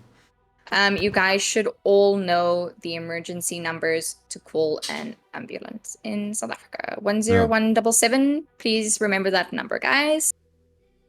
Should know like the back of your hand. Which League of Legends character do you think would be the worst patient? Great question. Probably Draven. Okay, tell me who's Draven. Draven. Welcome to the League of Draven. What is he? Is he like just a weird? He's an ADC. I don't know how to explain it to you. Okay. He's What is he? He's very. Is he He seems like gooey a or is he keto- like a human? He's human. Oh, okay. Well, then obviously they suck already. How often should someone have skin checked by a dermatologist? Ooh, good question. I would love to know the answer to that as well. That is an extremely broad question. Please, can you specify what you mean by having your skin checked by a dermatologist? There you go, Paranoid Pixie. For acne, for moles, for skin cancer, I need you to be a little bit more specific. Because just to say, how often should you have your skin checked by a dermatologist? Probably most people will never need to see a dermatologist in their life. Here's one. Do you have any insurance coverage for helping people in the street in an accident and something goes wrong possibly? How does the South African law protect you? I know that you told a story about this last time you were on the podcast, I think. You were on your way to work or on your way back from work. And no, you were in an Uber. You got in an accident. Okay, anyway, sorry. Yes. Answer the question. Do you have... Okay. Okay, let me ask it from my perspective and then you can expand on his. Are you allowed to help someone in the streets? And is there South African law that covers you or protects you in a scenario like that? Okay. So, if you see someone have an accident, it is everyone's right, it is everyone's prerogative to get out of their car or get out of their whatever or go up to the person and try and help them. The most important thing to differentiate is that when you are in the field, you cannot be performing field medicine or war medicine or whatever, okay? Because then the law does not cover you, okay? If you're performing basic first aid or emergency care, that is fine. I'm pretty sure no one is going to like hate on you for that. For me, it is fine because I am an independent practitioner and I'm trained in emergency medicine and I have all of the emergency medicine courses. I have advanced trauma life support, I have advanced cardiovascular life support, I have advanced pediatric life support, I have advanced neonatal life support. So it depends on the doctor's level of comfort. I mean, I would not be surprised if an ophthalmologist, which is an eye doctor, does not go and help in emergency situations because they probably haven't seen an emergency in like 100 years. For me, I would feel very bad if I did not go and help them because I know I am trained in emergency medicine. But you must also make the differentiation that I'm not a paramedic. I am not used to treating people out on the field. I'm used to treating people in a hospital setting where I have all the hospital things and I have drips and I have a team and I have nurses and I have ventilators and, you know, access to scans and blah, blah, blah, whatever, you know. But I think like if you're going to deliver basic first aid or if you're going to call an ambulance or if you're going to do CPR, I mean, I don't think anyone is going to hate on you for that because you are just performing first aid or like, you know, life support, whatever. Okay. Medical professionals do not have a duty to act. If you see an accident and you are not comfortable going there, you don't have to. In South Africa, at least. Yes, in South Africa, at least. So Paranoid Pixie's follow-up about the dermatologist. I think it's the dermatologist, right? Yeah. It's like for a checkup for moles and freckles and stuff. Would you say it's like would you say it's like everyone, you should technically go to the doctor at least like once every 6 months just for a checkup or once a year, I guess? Would you say it's the same for skin or... Yeah, look, I mean, if you have moles and stuff, I think it's always good to just like let your doctor know, hi, I have this mole. I would just like you to know about it. Because generally what the doctor will do is they will measure your mole and they will write a descriptor of your mole in your medical notes. And then they can follow it up over time. If they see that there are some changes to your mole, then they can refer you to a dermatologist. But I don't think going straight to a dermatologist is necessary. You're just going to inundate the dermatology service. By the way, we do not have a lot of dermatologists in South Africa. They are treating a lot of other conditions like eczema and psoriasis. I don't really place moles very high on the important list for people that should go and see a dermatologist. Okay. Here's one from a friend of ours, Boss. I recently started getting mild chest pains and numbness in my left arm. My wife suggested I started drinking n3hn3h. No idea what that is. It's aspirin. Okay. Your wife is incorrect. You should go and see a cardiologist because that is dangerous symptoms that are highly suggestive of of heart condition. So please go and see a cardiologist or at least go see any doctor that can refer you to a cardiologist so that they can do a baseline ECG and perhaps some blood tests just to make sure that your heart is okay. Please do not just take medication that people recommend to you if a doctor has not recommended to you, because it can have some serious consequences. And I learned that the hard way as well, Chad. Listen to the fucking doctor. The ECG, however, at the emergency unit showed that I was 100% fine, but I know something is up. And I think that comes down to the same thing. So you went to the emergency room, but as she is saying, go see a cardiologist. Go see people who specialize in, heart and like chest pains and stuff. And just because the thing is, like, you can have angina, which is heart pain, and it is a precursor to getting heart attack, but you won't see it on an ECG.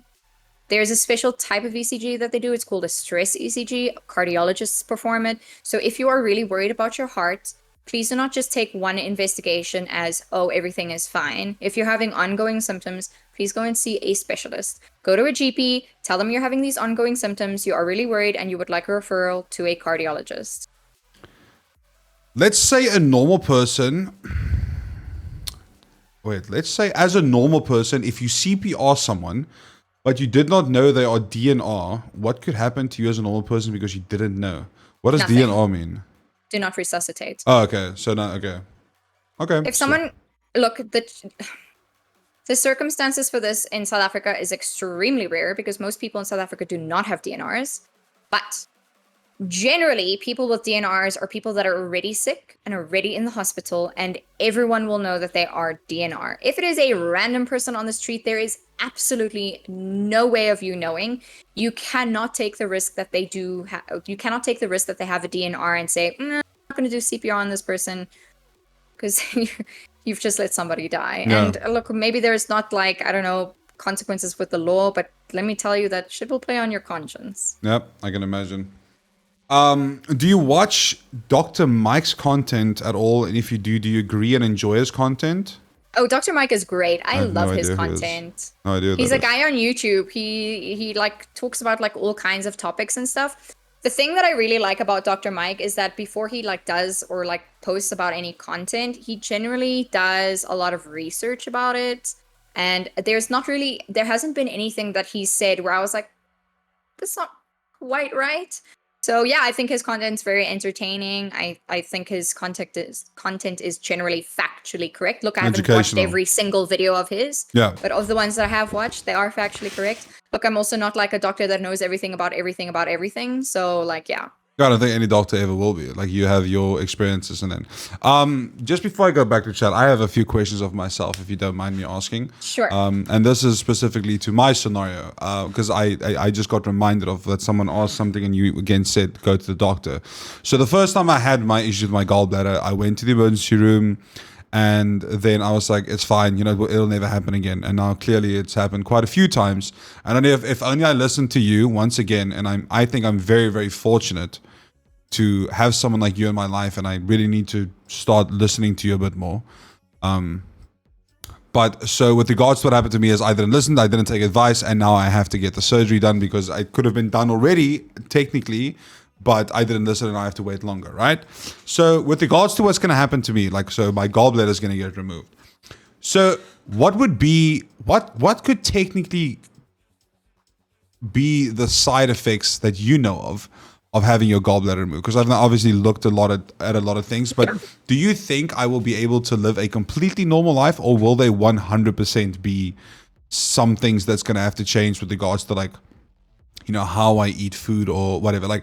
And the reason I'm asking this is, let's say I have my surgery today. Tomorrow I go eat a pizza or a fucking like a McDonald's fry and an ice cream, right? Which currently right now will 100% give me an attack. 100%. It will 100% give me an attack because I had fries in December and I almost fucking died. But like the day after the surgery, right? If I were to do it, will my life be completely normal, or is it, obviously there's a healing process, but even later on, is there still a chance that something can happen? Or I know it's a very broad question, but essentially, like, with regards to getting it removed, will I be able to lead a completely normal life the way I used to be, or will there definitely be some things that I'm going to have to like look out for, or medicine I have to take, or stuff like that? There isn't any long-term medicine you have to take. Generally, if you have your gallbladder removed, you just have to be a little bit more careful with the amounts of like fatty foods that you eat, like fatty and oily foods. Mostly oily, yeah. Yeah. I have seen a lot of people who have had their gallbladders removed and have gone on to eat all the same stuff that they have eaten and have had absolutely no problems. I have seen people who have had their gallbladder removed and have like not been able to have any fatty foods or fat type foods. So like I can't answer that question for you, Henrico. I don't know which one you're going to be. I really hope that you're one that falls into the normal category that is more normal than the alternative. Yes, I could only hope, I guess. Yeah. Okay. But the alternative is living your life being scared to eat anything because you're afraid you're going to get an attack. Yeah, and that's what I don't want. That's why I just want this to be over with. And apparently the recovery time for the surgery is pretty hurt. It like hurts. Like it's a pretty sore surgery to come out of. Apparently, for like a solid week, you are. I mean, they're quite literally fucking like they play with your body, the stuff inside your body like it's a bunch of fucking toys. It's not that bad. The recovery time is like about 5 to 7 days, which is really not that bad. And then for about 6 weeks afterwards, you'll be a little bit tender and so on. Yeah. Generally, after the 6-week mark, we find that people are back to normal. Back to normal, yeah. Okay. Do you have any advice for me going to the surgery, or any advice for me going post-surgery, or because the main advice I took from you is like just stick to eating the right stuff right now, so you don't have it happen again, because once it happens again, they push it back because now your gallbladder inflamed and that you can't operate on that essentially. Yeah. Look, my only advice to you is, and I know this is gonna seem like really like duh advice, but like don't stress too much about it, because they have shown that higher levels of cortisol is what happens when you're really stressed. It gets released. It's a stress hormone. Is not good for like surgical outcomes. I could be talking out of my ass for this one, but I feel like I've read a study about this. I can't remember where. Please don't quote me on this, guys, but you can go and see if there is a study about this, but I'm pretty sure there is. My memory is pretty good when it comes to studies that I've read. But yeah, cortisol outcomes for surgery, probably not that good. So I want to say, like, try to be zen about it. I know it's really difficult for people who have anxiety and are going into surgery. I think for me, it's sort of like I know exactly what the surgery entails. I know that it is an extremely common surgery. I know that most doctors that perform the surgery have done like 100 and thousands and billions of them. So I feel like that should give you like comfort in knowing that it's a very common procedure.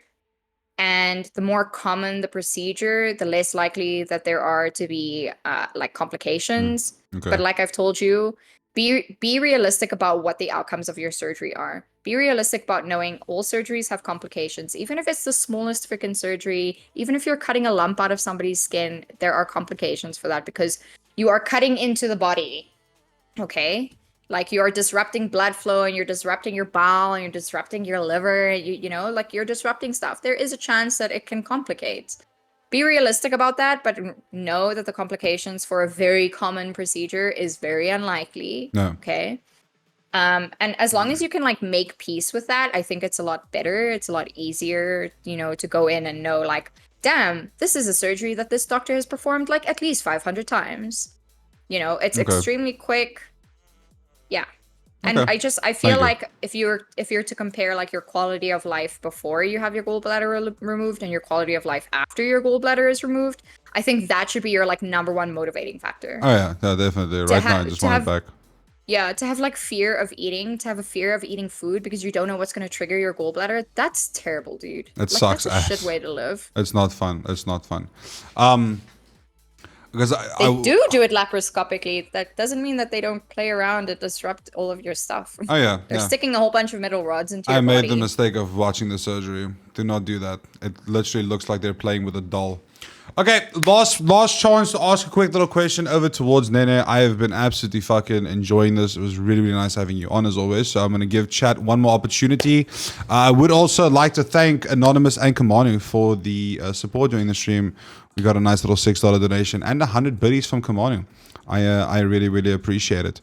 And everyone who followed the stream and listened along and enjoyed it. Thank you so much. If you have gotten this far on YouTube, you should like and sub because why not? I do these every Friday.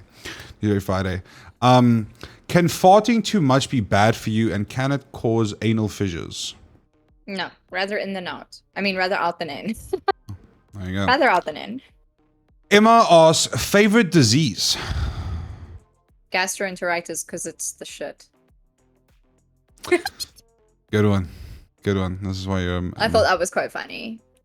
Good one. See, if we were all medical, we'd be dying right now of laughter. Lorian is for depression and Epitech is Lamotrigine. I can't say that word, dude. Lamotrigine? I don't know. No idea. No idea.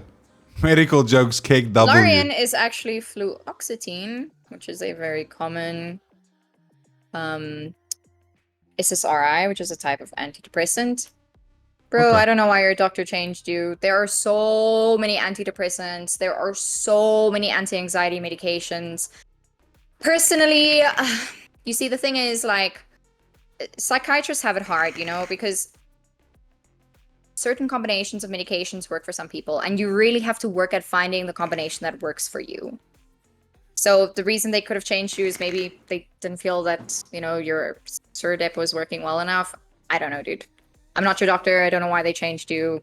It doesn't really mean anything. They're all just like antidepressant medication, and they all just do the same stuff. So they just work on different places. So it's really just about like what is the combination that works the best for you, I suppose.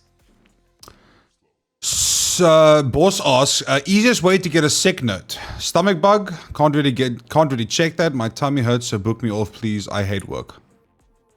No. I don't think she can do that. Views on psilocybin for depression. I can't give my views on it because I don't know enough about it. Sorry, Cypher. It's a very like uncommon drug to use. It's not really like well researched, and like I said, it's the same with the marijuana. Like anecdotal studies have shown, yeah, maybe it works for some people, but I don't know enough about it. I haven't seen enough studies about it. So LASIK surgery, yes or no for a mild prescription? Well, she's not an eye doctor, so. For a mild prescription, it's actually probably better to get LASIK eye surgery for a mild prescription. Just know that there is a percentage of people who have LASIK eye surgery that get chronic eye pain. So and like, headaches. and headaches. And look, so if you are like willing to take that risk and like wearing glasses is really shitty for you, then sure, go ahead. I personally cannot get LASIK eye surgery because my prescription worsens like almost every year. So that's not an option. Your prescription has to be the same for, I want to say 2 or 3 years before they can perform LASIK eye surgery. So you're gonna be blind as fuck in a few years. No. Oh, it's just you're just gonna need different glasses every time. So there's different aspects to prescription. There's like your visual acuity, and then there's astigmatism, and there's like your rods and cones, and there's like peripheral vision, and it's like there's a lot of stuff. So for me, it's like my astigmatism that gets worse every year. Oh shit. Okay. Yeah. What's your opinion on Urbanol? Okay, guys, if you're gonna ask me my opinion on medication, please do not. Especially if it is medication for mental health conditions. I am not a psychiatrist. I have not gone in and read about and done the studies and research on all of these medications. I think that if you are wondering why your doctor has put you on this medication, you can ask them. There are so many different psychiatric medications, like I've said, lots of different combinations you can use. Like I've said, I do think that psychiatric medication is good if you need it. I do not think that it is necessary if you do not need it. I do think that if you are being put on these kind of medications, you should have been seen by a psychiatrist. A GP should never be putting you on like cetirizine or Surdep or any of these like antidepressant medications as your first point of contact to the medication. You should be seen by a psychiatrist. Yeah, usually a psychiatrist will they'll evaluate you. I remember when I went for my first psychiatrist thing ever, they were like, we can't just give you mad antidepressants. They start you off with a low dose of something. And then if they need to increase it, then they will. And I think this is one of the things that like really frustrates me about like these kinds of things. Guys, please understand that medication is not magic. You cannot just take medication and expect it to make you better like the next day. Especially for psychiatric medication. Psychiatric medication takes 4 to 6 weeks before it has any effect on your body. And most doctors will start you on the lowest dose possible to avoid dangerous side effects, okay? So yeah, it might not work for you for at least 6 months. Because they might have to find a dose or change the medication or see what works for you.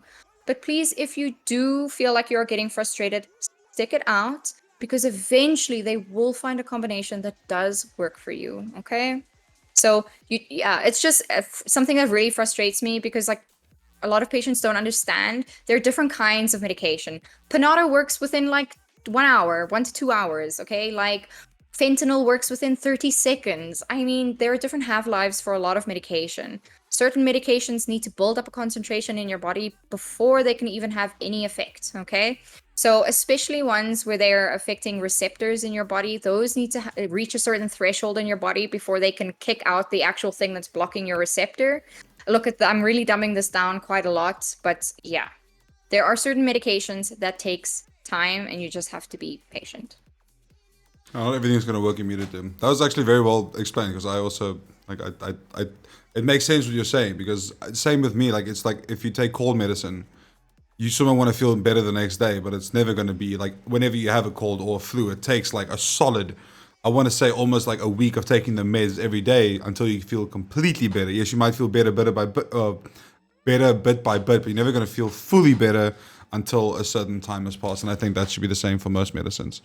n3hn3h, Janine, thank you so much for sharing your knowledge and being so open and honest about, your beliefs and the way that you, take on the fact that you are a fucking doctor. Thank you very much for helping. I'm pretty sure you've at least helped 1 or 2 people in chat today that maybe misunderstood something, or maybe even put a little idea in their head that maybe they should go see a doctor for real, and not just ask a bunch of questions or Google it.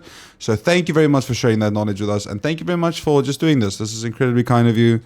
I am, as not only someone who knows you, but also as your friend, I'm extremely excited to see what happens next for you, whether it being, on the cruise ships, whether it being with, League of Legends professionally and all that. I really appreciate you. You're one amazing human. And yeah, thank you very much for this. Thank you very much for being here. Thanks so much for having me, Henrico. I really appreciate everything that you guys have done, said, joined, questions, 6.66 monies, biddies. Nice. I really appreciate your friendship, Henrico. It's always really fun for me to come and do this. It always stretches my brain to the aspects of medicine that I haven't thought about in a while. And it always invokes a lot of thoughts in me to maybe go up and read up on something, or go and read a study or something. I really appreciate it. Yeah. Thank you very much. I'm going to give n3hn3h one more shout out. She does stream on Twitch once a year. Please go give her some love. Please go follow her socials, perhaps, maybe, if you want to go and keep up to date with her. She pops some pretty cool Instagram stories on the cruises and everything, so go check those out. Thank you very much, everyone who tuned in and watched. If you watched this far in the YouTube video, thank you very much. Don't forget to leave a comment, like, subscribe, blah, blah, blah. If you are new to the Twitch stream, please remember to leave a follow. Leave a follow. It'll be amazing. And if you really love me, you can always gift a sub to support the channel. Thank you very much for watching. Thank you very much, chat, for being involved. Once again, thank you very much to you, n3hn3h, for taking the time to do this. And thank you very much, Mario, for letting me steal your woman for 3 hours and 5 minutes. I appreciate it. Have a good night, everyone. Stay safe, stay awesome. Take care of yourself, take care of your friends, take care of your family. And don't forget to check up on your friends. Have a good one, everyone. Bye-bye. Bye.